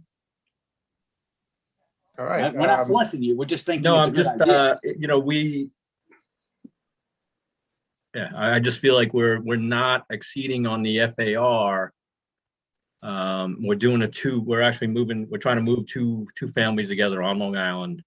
I actually wasn't concentrating on that 63.82%, just because we're under on the FAR of the. There's a lot of things to be said for it, but you have to give us some justification, reason. Chris, didn't you? Can I ask one question, Mayor, before you? Yeah, go ahead. Please. And I don't know if this is the case to all the members of the board, but maybe Mr. Ang would like to put on record why he's justifying all of this situation. I had a case. It's not close to here, but 2 weeks ago. Yes. Lazarakis, and we were substantially over on that percentage as well. And the board really concentrated on the fact that we are under the 25% for the FAR. And I think the board as a whole looked at it and said, we're not exceeding on the FAR, so they were okay with the actual, number on the, the increase over the 33.3. Can I ask you a question, Mr. Eng? You've acknowledged the 70% front yard is just way over the top. So what are you going to do about that? I want to adjust and bring it back, bring it closer to the 35%. Oh, okay. We see 40% normally. I believe we can give up to 40% if the board agrees. Is that something we can give Yeah, more too sure. if the board agrees? But Yes, that's what you're suggesting, Mr. Chairman. I'm on board. Whatever. I just threw it out there, Mr. Messina. So whatever. No, I think that makes sense. Absolutely down with it. Can you then explain how the portion of it, I'm just getting right to the meat of it, the 63.8 instead of 33? How do we address that? So I was going to say that 2 weeks ago, and thank you, Chris, for telling me, on March 9, the Lazarakis application was presented to the board, and I'll refresh your memory. Deirdre from planning did attempt to express her concerns about the 87% instead of the permitted 33. And I think you all asked her what difference it made. Mr. Farrow. Sorry. I What have to does tell you. Lazarakis have to do with, is there a connection? Well, Yes, No, there's not a there's no connection. It's not within There's no 500 connection, feet. but what I'd like to point out is that this is But a similar. wait. Why? Just 1 second. We're talking about Lazarakis. Is it within 500 feet? Is it It's present? not Why are within we talking- 500 It is feet, but not. So why are it's- we talking about it? Is it in the Well, town of Islip? Can I explain Yes. it? Can I talk? Thank you. It's an archaic old section of 68-419.1 that restricted two-family, family use only applicants to 1/3 expansions of their existing homes. So what you're looking at is a 2/3 expansion of the existing home instead of a 1/3 expansion of an But he's existing still under the overall FAR requirement. way under it. I see. And when we discussed it 2 weeks ago on March 9, it was 87% expansion of the existing home. Yeah, but And that's not 63.8. It's higher. I know. Oh, you're joking. So could Oh, I, yeah. could I fine. say the same thing that we said on March 9th? Who cares? It's under the FAR. It's the I- Lazarakis exception. Listen, no, I There you agree with go. I agree with what Mary says. For the record, that section of the code is archaic and it has to be something we have to look at. So that's why they're here in front of us. And I think, it is under the permitted FAR by a considerable amount. And maybe we should look at that as we did a couple of weeks ago. No, that Is there sounds anything reasonable. else on here that troubles Yeah. anybody? No, I don't, we're gonna go down to 40% in the front yard occupancy. I'm Right. fine. So, okay. Okay, Thank so you, Mr. I'm Ram. good. And Everything in Thank you. order on the two-family, families only, Mary? I have no idea. Chris, who's the occupant? It's going to be the Dina Ward is the daughter, and Lynn Shortway is her partner, and then Dina Ward's parents are moving in with her. And the age, I'm assuming age is the criteria? Correct. Okay. great. I think were we waiting for a birth certificate on this, Chris? I thought I submitted it, but if I didn't, I will get that into you. Okay, but age is Right. the criteria. Age is a criteria. Perfect. Does anyone wish to be heard in this application? Does the board have any questions? Mr. Wexler, I'll take a motion. I'll make a motion that we deny the application, or so much of the application, seeking a 70% front yard occupancy instead of 35, over grant 40% and grant the remainder of the application. Thank you. All in favor? Aye. Aye. Period of 3 years. Have a For- great night, yes, Mr. and Hay. and the family two-family use for a period of 3 years, and not even 3 years in one day, exactly 3 years. firm 3 years, Firm 3 years. and it All matters. right. And Next application. once again, the applicant will stay for the next application.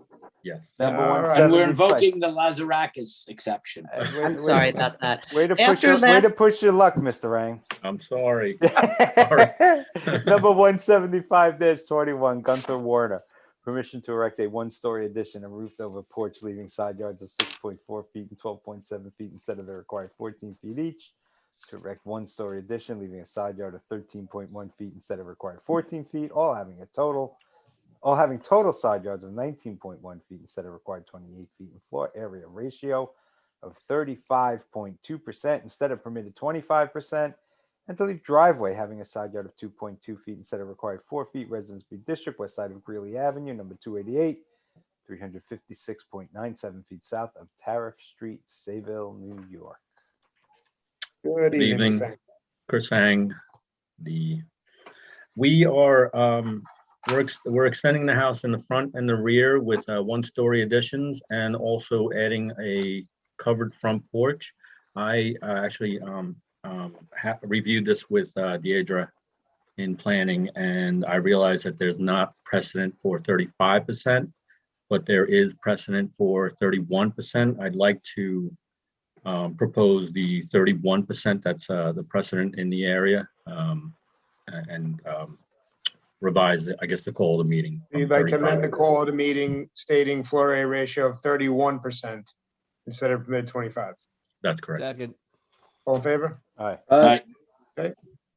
Call amended. So you have 31% in the area. Deidre, any objection from planning? No objections. There's precedent for 31%. A few cases with 31, 31.5, and 36. And there's also side yards of 5.9, 5.9, 7.5. So the rest of the Can I- application seems. Can I ask somebody a question? The extension, not the roofed over covered porch, but the proposed one-story extension. What is the length of that? The reason I'm questioning is, I mean, they're at 6.4 feet instead of 14, so it's pretty close. How much larger are they? I can't read my chart or my survey. We're going to maintain the 6.4. I know you are, but how much larger are you making it?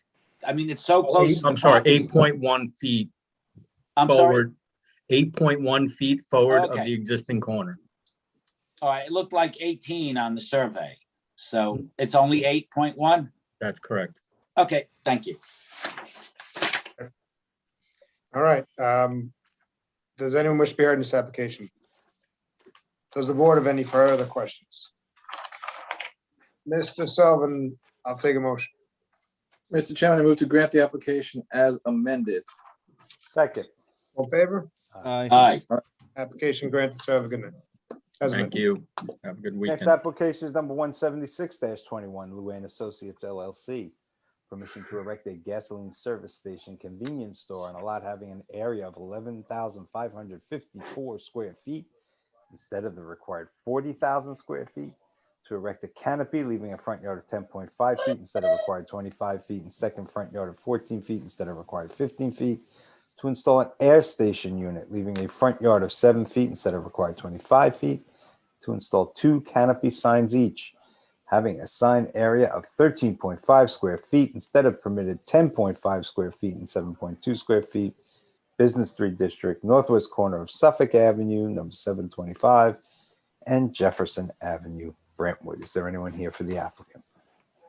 I am Mr.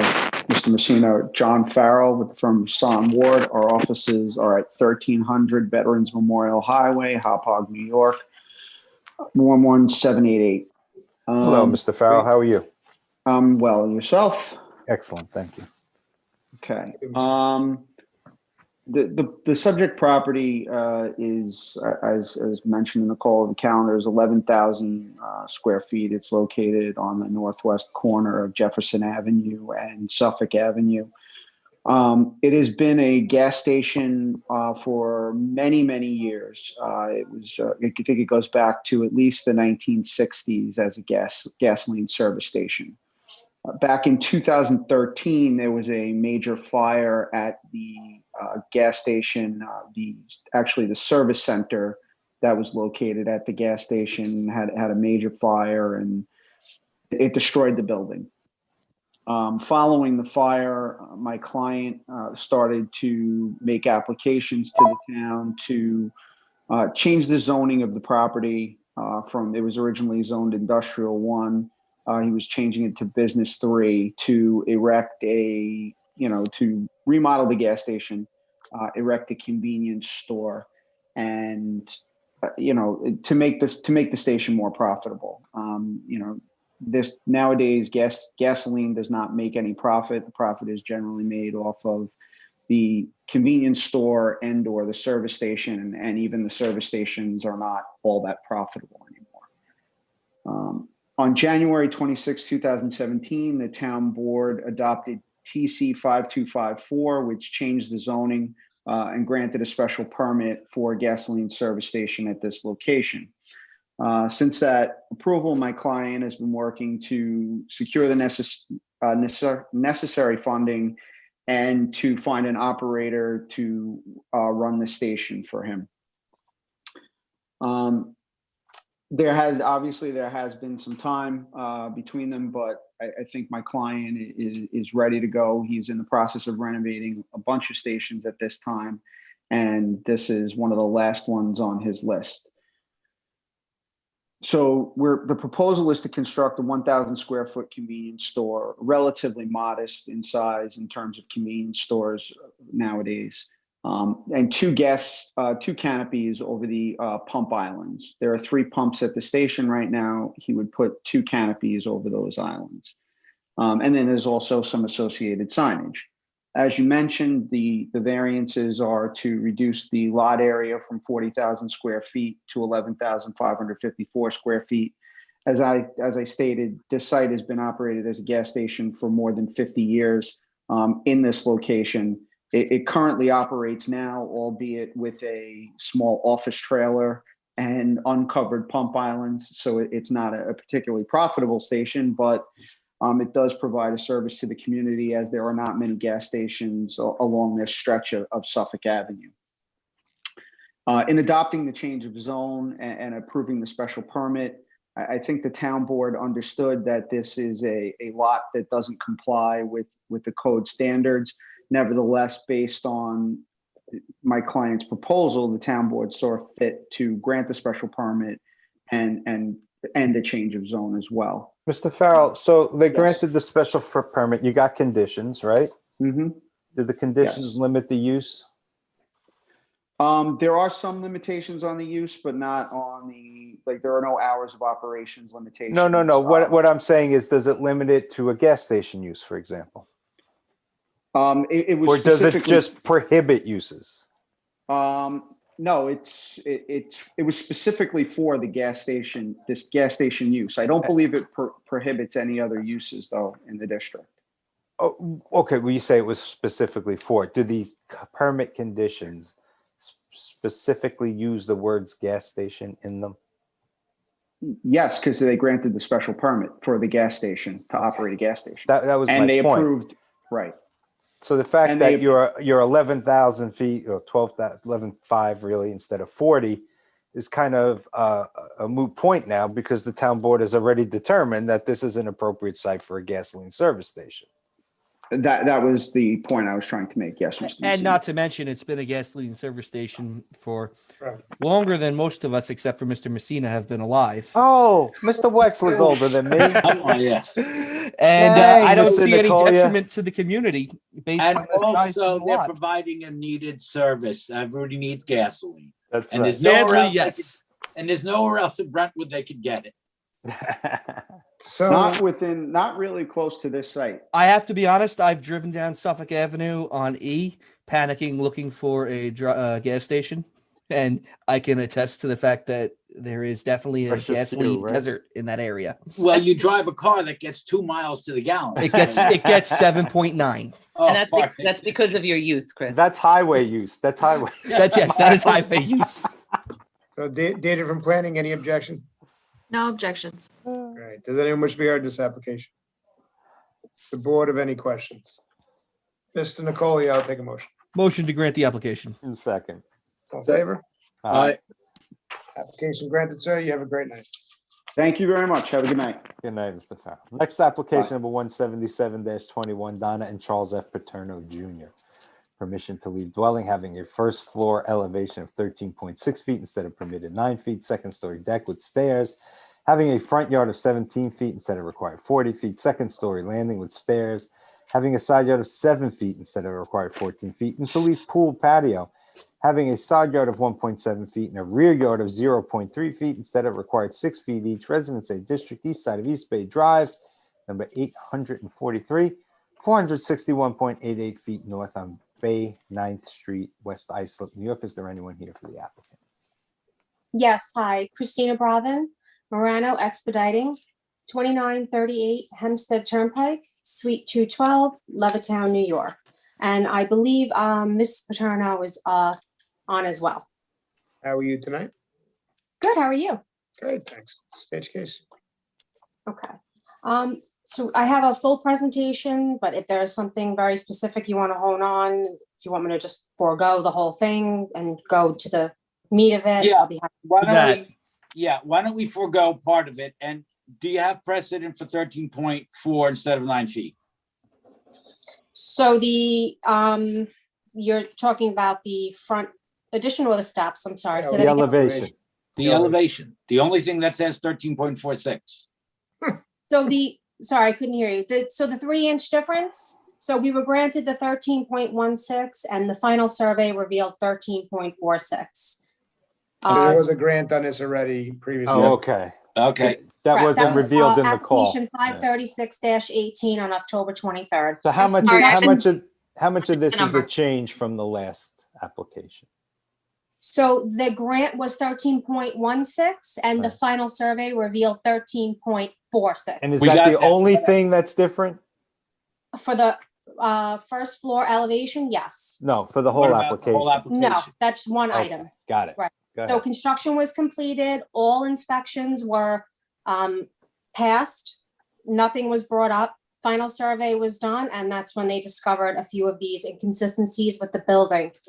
Just to give you just a quick background, the contractor that was originally hired went through, disappeared a lot, did a lot of the building. Clearly, he did not adhere to the plans because there's a few errors that we're gonna just discuss. That's why we're back before the board. Homeowners have been out of the house for 22 months during this whole ordeal. Do we have the prior grant so we know what we're comparing? Ms. Braven, Yes. why don't you just tell us what each relief you're seeking is, what was originally granted and what it is now? Yeah. Right, so the grant on October 23rd, 2018, number 536-18, for the first floor elevation, it's a 3-inch. We got that already. We got that. Go Right, with the right. 17 instead of 40. What about Right, that? so the second is grant number 736-17 on February 7th, 2018. Granted 21.25 for the front addition. Final survey revealed 21.8. That's not in front of us here, right? No, it's not on the calendar. I see Not 17 feet. I see. So we have a second story deck with stairs having front of 17 feet instead of 40. Do we have anything with that? Right, so the side yard setback request that was on 736-17, February 7th of 2018, 11.25 was granted, 6 foot on the final survey. So those steps were supposed to wrap around. Wait, in a what do you mean different 6? direction. Wait. You got to slow down. Okay. Just wait. 7 in the call, it says 17 feet instead of required 40. Yes? Are you with me? Yep, that's the stairs. and Okay. What was the original grant? Was it 12 feet, 9 feet, a million? What was the original grant? If it wasn't 17, what was it? It was 11.25 feet. Well, that's a little more significant than the 3 inches. 11.25 and 17. That's not inches. That's something that we have to consider. No, wait. Time out. She's saying it was 11.25 instead of required 40, and now it's 17 instead of, so it's So it less. got better. It got better? Yeah, that makes no sense. Yeah. I'm missing something. I Yeah, shouldn't me say too. it makes no sense. I'm missing something. What was the original? Can somebody tell us what the original? Deirdre, grant can you on jump in here? I have that they requested a front yard of 13.92, which was denied. However, applicants were granted permission to erect a roof over porch with stairs, front yard setback of no less than 18 feet. All right. And So we're it's at a foot 17. difference. Yeah, it's a There's foot. a foot difference. All right. Okay. I don't What like about it, the but- second story landing with stairs, Deirdre, having side yard of 7 feet instead of required 14?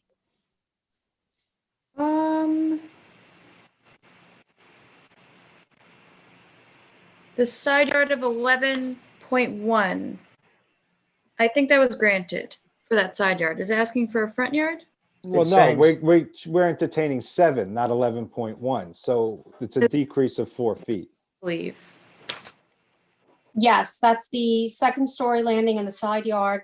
Okay. Right, it was So you granted need 4 more feet there. 11.25. Right. Yeah. What about the 7 feet pool is in your patio? request. Deirdre, do you see anything with the pool patio? A rear yard of 5 feet instead of 6 feet. Whoa. But the 0.3 is only on that area in that northeasterly corner there. Yeah, well. Correct. You know, it seems, and it doesn't matter, it was the builder. It seems like some are de minimis, but on a lot of points, they did what they did. And we have to address it. And I think, at least from my perspective, what concerns me is 11.477 feet. That's not a few inches. That's not a rounding error. That is significant. And what's the point of us giving a grant when builders, I'm not assessing fault. I'm sure the applicants are as pure as the driven snow. but they have to live by the mistakes. They have remedies against the builder. Why do we make grants and then just, all right, well, you did what you wanted to. I think that's a sticking point. The rest for me is semi-de minimis. So, Ms. Bravin, so I'm going to jump on with Mr. Wexler here for a moment. Your client was approved for 11.4 instead of 14 for that landing with stairs, and also the rear yard of that patio of 5 instead of 6. Will they comply with those two? And the other one that it's off by a foot, I believe we all talked about how it was somewhat de minimis on that front, but the two with the 11.4 and you're asking for 7, and the rear patio, pool patio at 1.7 and 0.3 instead of 6, which is just that corner in the northeast, were they willing to comply with the prior grant? I would imagine that the patio wouldn't be an issue. I'm sure that they could probably do that. The issue with the staircase is there's a handicap elevator shaft. And when they installed that, apparently in order for the builder to get a staircase in, he reversed it, and that's what made them come out the additional 3 feet 11 inches, rounding it up to about 4. But they have to comply with our grant. The builder can't do what the builder wants. Then we have no significance. We would not totally have understood. granted that, Yes. and we did not grant it. And we didn't grant it for a reason. So what I believe I'm hearing from the board, Ms. Bravin, is that if they complied with the 11.4 and they also complied with the patio, the other two you're asking for in the application are de minimis. Are you willing to accept? Not that you're willing to. Is that something your client will? I would have to defer to Mr. and Mrs. Paterno. Again, it's a handicap elevator shaft that was put in. Well, how about this? How about we just I don't know grant how they would go about that. I would definitely like to just discuss that with her to you figure out what would you like an adjournment it or would entail. I think this probably would be the best course of action, just to make sure that we're on the same page. This has been dragging on for years. I so know. All I wanna right. make sure she's aware of it. All right, I think it's a good idea. However, what happens if she says no, the applicant? Well, I think we're going to do what we're going to do, but we'll adjourn it. You may want to explain those sentiments to her. Right. Yeah, I fully You don't understand. have to consent to our decision. Right.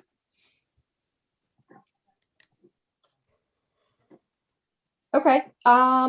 Is Mrs. Paterno on? I know she was supposed to be on. Did she want to speak? She's on. She didn't want to turn on her video. She said she would later, so. Okay. But I have a question. I'm reading the decision, 736-17, and we make reference to the stairs and landing on the north side of the house, having the side yard of 11 feet. And there they are on your existing conditions survey. So those are the stairs and landing that were granted as part of that decision. so the southerly side has no stairs and landing granted? It wasn't requested. What was requested on the southerly side was the elevator shaft. I think the board will remember this case because it was probably our first that we had to address an elevator and the necessity for one in a house that's elevated.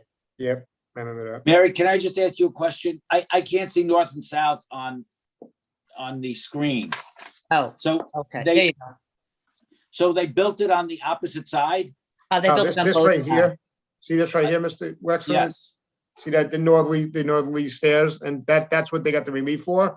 They Right. built this down here in the south with just the elevator shaft. They didn't have asked for any relief for that stair or then- the platform. I got you. Then it wasn't a measurement error. They just built it on the wrong side. And Built it on the unless their builder was looking at the survey upside down, how do we explain that? I'm sure there were a lot of complications with that were not anticipated. So then they come back to the board. Yeah, all right. So Ms. Bravin, what I'm hearing now, being that we have this sorted out, is that the pool patio, if you comply with what you were granted in 763.17, -17, And the 7 foot instead of required 14 was not even in the grant or not. That's a 50% relaxation. Deirdre from planning, do you have any precedent for that relaxation? No precedent. No precedent. All right. The other two I see are de minimis, so why don't we see if anyone wishes to be heard?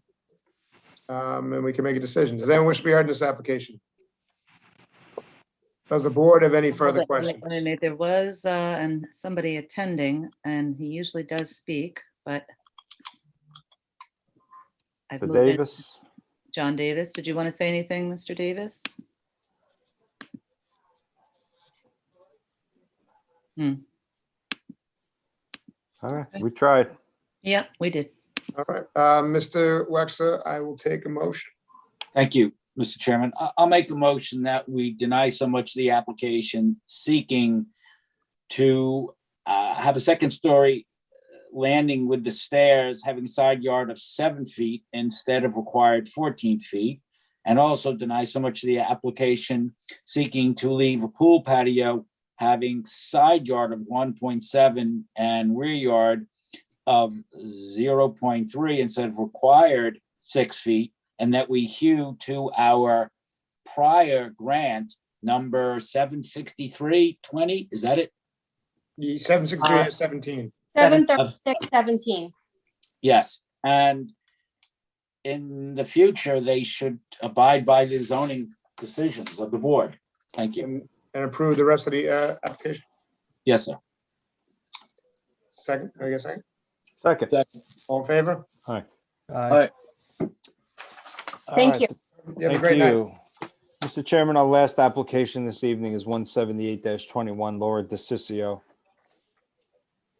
Permission to leave a roofed over patio, or roofed over porch, excuse me, having a front yard of 24.5 feet, roofed over entrance platform having a front yard of 19.7 feet, and one-story addition having a front yard of 23.1 feet instead of required 25 feet each.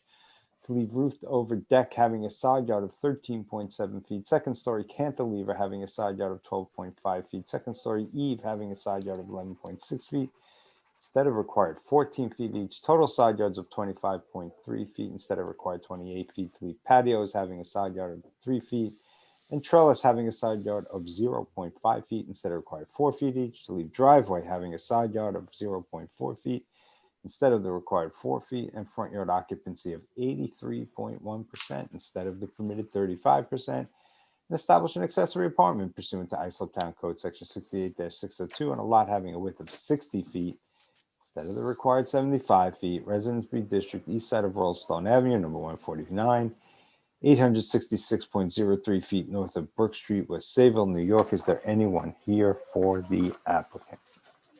Mr. Chairman, members of the board. Amy DeVito, Woodhull Expediting, 1031 Main Street, Port Jefferson, New York, 11777. Good evening, everybody. Good evening, Amy. How are you today? I'm good. So, Mr. Chairman, if I may, I just want to just go over some points in the application. So the current owner, Sergio Ulloa, purchased the property at which time the accessory apartment existed. And I realize the board doesn't consider that. I'm just giving you guys the history. So the home was purchased, the accessory apartment existed. The other improvements in question were all built in 2006. So they've lasted or have existed for some years now. We are before the board today to request relief as noted by Mr. Messina. So the lot size itself is adequate. It's just the lot width that is an issue. As far as the accessory apartment goes. The lot size is actually 11,000 square feet and change, which is well over the required 7,500 square feet. If you had a chance to look at the aerial of the neighborhood, you'll see that there are many lots around this size in the neighborhood. It's just generally a narrow lot width neighborhood. With that said, you'll see that the driveway is obviously quite large and well exceeds well over what is permissible. The owner is prepared to comply with what we hope to be granted at what the board normally grants for this type of application at 40%. That will leave us with about 600 square feet in the front for parking, which would still be adequate to fit 2 to 3 vehicles, which is what we would anticipate to be required at max for use of the accessory apartment. There is currently 3 vehicles being used at the property right now. Additionally, You're agreeing to 40% on the FAR for the front yard, I'm sorry, for the front yard occupancy down to 40%, which we see a lot. that's correct. Okay. Okay, thank you. So the apartment is actually 777 square feet, which is under the max size permissible. It's 2 bedrooms. Sorry, I just lost my eyesight here. Oh yes, the outdoor, area in the back, which has the small patio with the trellis, that has a very small outdoor kitchen connected to it. We're seeking relief of the trellis, which is completely open. It's not an enclosed structure at all. It's actually a typical trellis where there's actually not even a roof. It just provides some shade. It doesn't appear to have any effect on the neighboring property. We've never had any complaints about it. There's just a regular, propane barbecue in the outdoor kitchen and just a cold water sink only and 1 outlet. As far as the other items, the front yard setbacks, the roof over, the porch, the addition, and the side roof over, and the cantilevers, I did have the opportunity to speak to Deirdre earlier today, and she did share with me that she was able to find some precedent with reference to these setbacks. Obviously, she will elaborate more on that. I did also have the opportunity to have a conversation via email with Mary Pissarro a couple weeks ago, where she was able to share some prior accessory apartment grants with us. Some are similar to this, some are different. While we completely understand and acknowledge that all applications are different, we do not feel that the approval of this accessory apartment would lead to any type of detriment to the neighborhood. And again, I think the biggest concern usually with these narrow lots is parking, and we do feel that we can adequately provide the parking needed for the vehicles, even with the reduction of the front yard. Yeah, but I believe engineering would have to approve the driveway anyway. Yes, correct. Which right now we were denied because it's obviously required by the zoning board of appeals. Your engineering won't approve less than 4 stalls, though. You'd be asking the board to do that. So do you think maybe I don't know, do you think when you get down to 40%, you'll be able to have 4 stalls? Well, if you look at the survey, you'll see that there's actually, so if you're looking on the south side of the property, you'll see that there is a paved area along the side of the home, and that's actually a gate that completely opens up. That is 1 parking spot. So we actually have a parking spot on the side of the home. To fit 3 additional stalls then in the front yard, that may be a challenge. I would actually have to get the surveyor involved with helping me calculate that and delineating on the survey the width that would be required. So would you like to take an adjournment, or would you like to let us go through this application and then you'd have to just comply to whatever we agree to? I would like to take an adjournment, because if the 4 stalls is going to, make or break the approval for the accessory apartment, that's obviously of concern. So I would like to have the time to look into that further. Yeah, Well, don't ever trust us. Yeah, that would be engineering, but we're just saying what we have seen in the past. So, Indeed. So a wise choice, Mr. Vito. Well, yeah. what I guess my question is, and I'll direct this at Mary. So Mary, if engineering, if I cannot comply with 4 stalls, then I would have to come back to zoning board to request relief of only having 3? Correct. Who else would give you the relief? But well, you're my taking point an is adjournment, though, if, so you wouldn't have to come back. You're taking an adjournment. So you come back. That's anyway. what, yes. Okay. So yes, I understand. I understand where the relief comes from. My question was, if that relief is not something that I could gain tonight because it wasn't on my application, then yes, an adjournment is what we would request then. Yes, please. All right, Mr. Chairman, I'll move to adjourn. I'll second. All in favor? Aye. Hey, Mayor, do you have an adjournment date for Mr. Vito or? Actually, we should wait for her surveyor, right? I I think know, she's I faced know with a very many difficult surveyors are task. very busy right now, so let's. Yeah, true. I think Amy, it's a very difficult task. You have a 20-foot front yard setback and you have a 60-foot wide lot. So you have 1,200 square foot of front yard. I agree, but again, without, consulting with the surveyor and the owner, actually, I would just like to take the time to sort things out. Please do. Please do. Mary, what would be the next date? In my opinion, your next date will be, because you'll require re-advertisement, right? So your Maybe. yeah, maybe. Anyway. Probably the 13th of April. Okay, so I guess what we'll do is, Mary, if I may, can I call you tomorrow after I speak with the surveyor before you actually adjourn us to that specific date? I'm taking a mental health day tomorrow after tonight's hearing. So Hey. Just kidding. Sure, call me tomorrow. Okay. All right, I'll talk to you tomorrow then, and She'll answer you on Thursday. fine. Take your mental health day. We all need them. Okay, well, I appreciate you guys listening tonight, and I will see you on the adjournment. And Mary, I will talk to you tomorrow. Very good. Thank you, Mr. Vito. Have a great night. Good Thank luck. Ms. Pissarro, we have read-ins? We do. We have 5 accessory apartments to renew for a period of 3 years. I'll make a motion to approve them for a period of I'll 3 years. second. All in favor? Thank you. Aye. And we have a cheat sheet, which I don't think got circulated, did it? I got it. Definitely got it. Oh, you did? Yep. Okay, wonderful. Let me find it. It's here among all my last minute registrations. Okay, How many do we have? 4. I don't have a cheat sheet, but I'll cheat on the cheat sheet. I don't have one either. Okay. You'll just tell us. Well, it looks like the first 3 are in the Bayshore Brentwood area. So, and then the last is in East Islip. Okay, so application number 672-20, Jesus and Yvette Babylonia, in accordance with the proposed written decision dated March 23rd, 2021. The application is denied as submitted, but granted with a detached garage not to exceed 600 square feet. On motion of Mr. Nicolia. Motion. Second. All in favor? Aye. application number 225-20, Donali Vanigas and Yolanda Dela Cruz.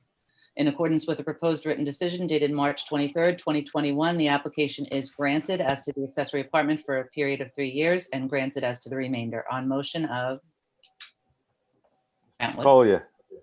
Motion. Second. All in favor? Aye.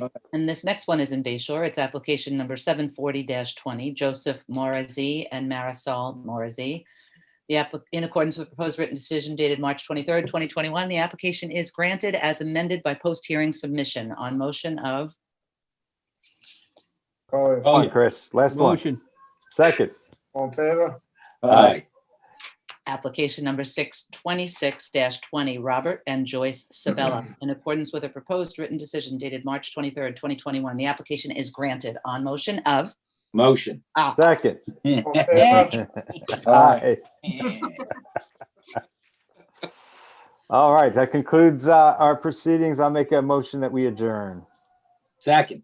All in favor? Aye. Are we on next too?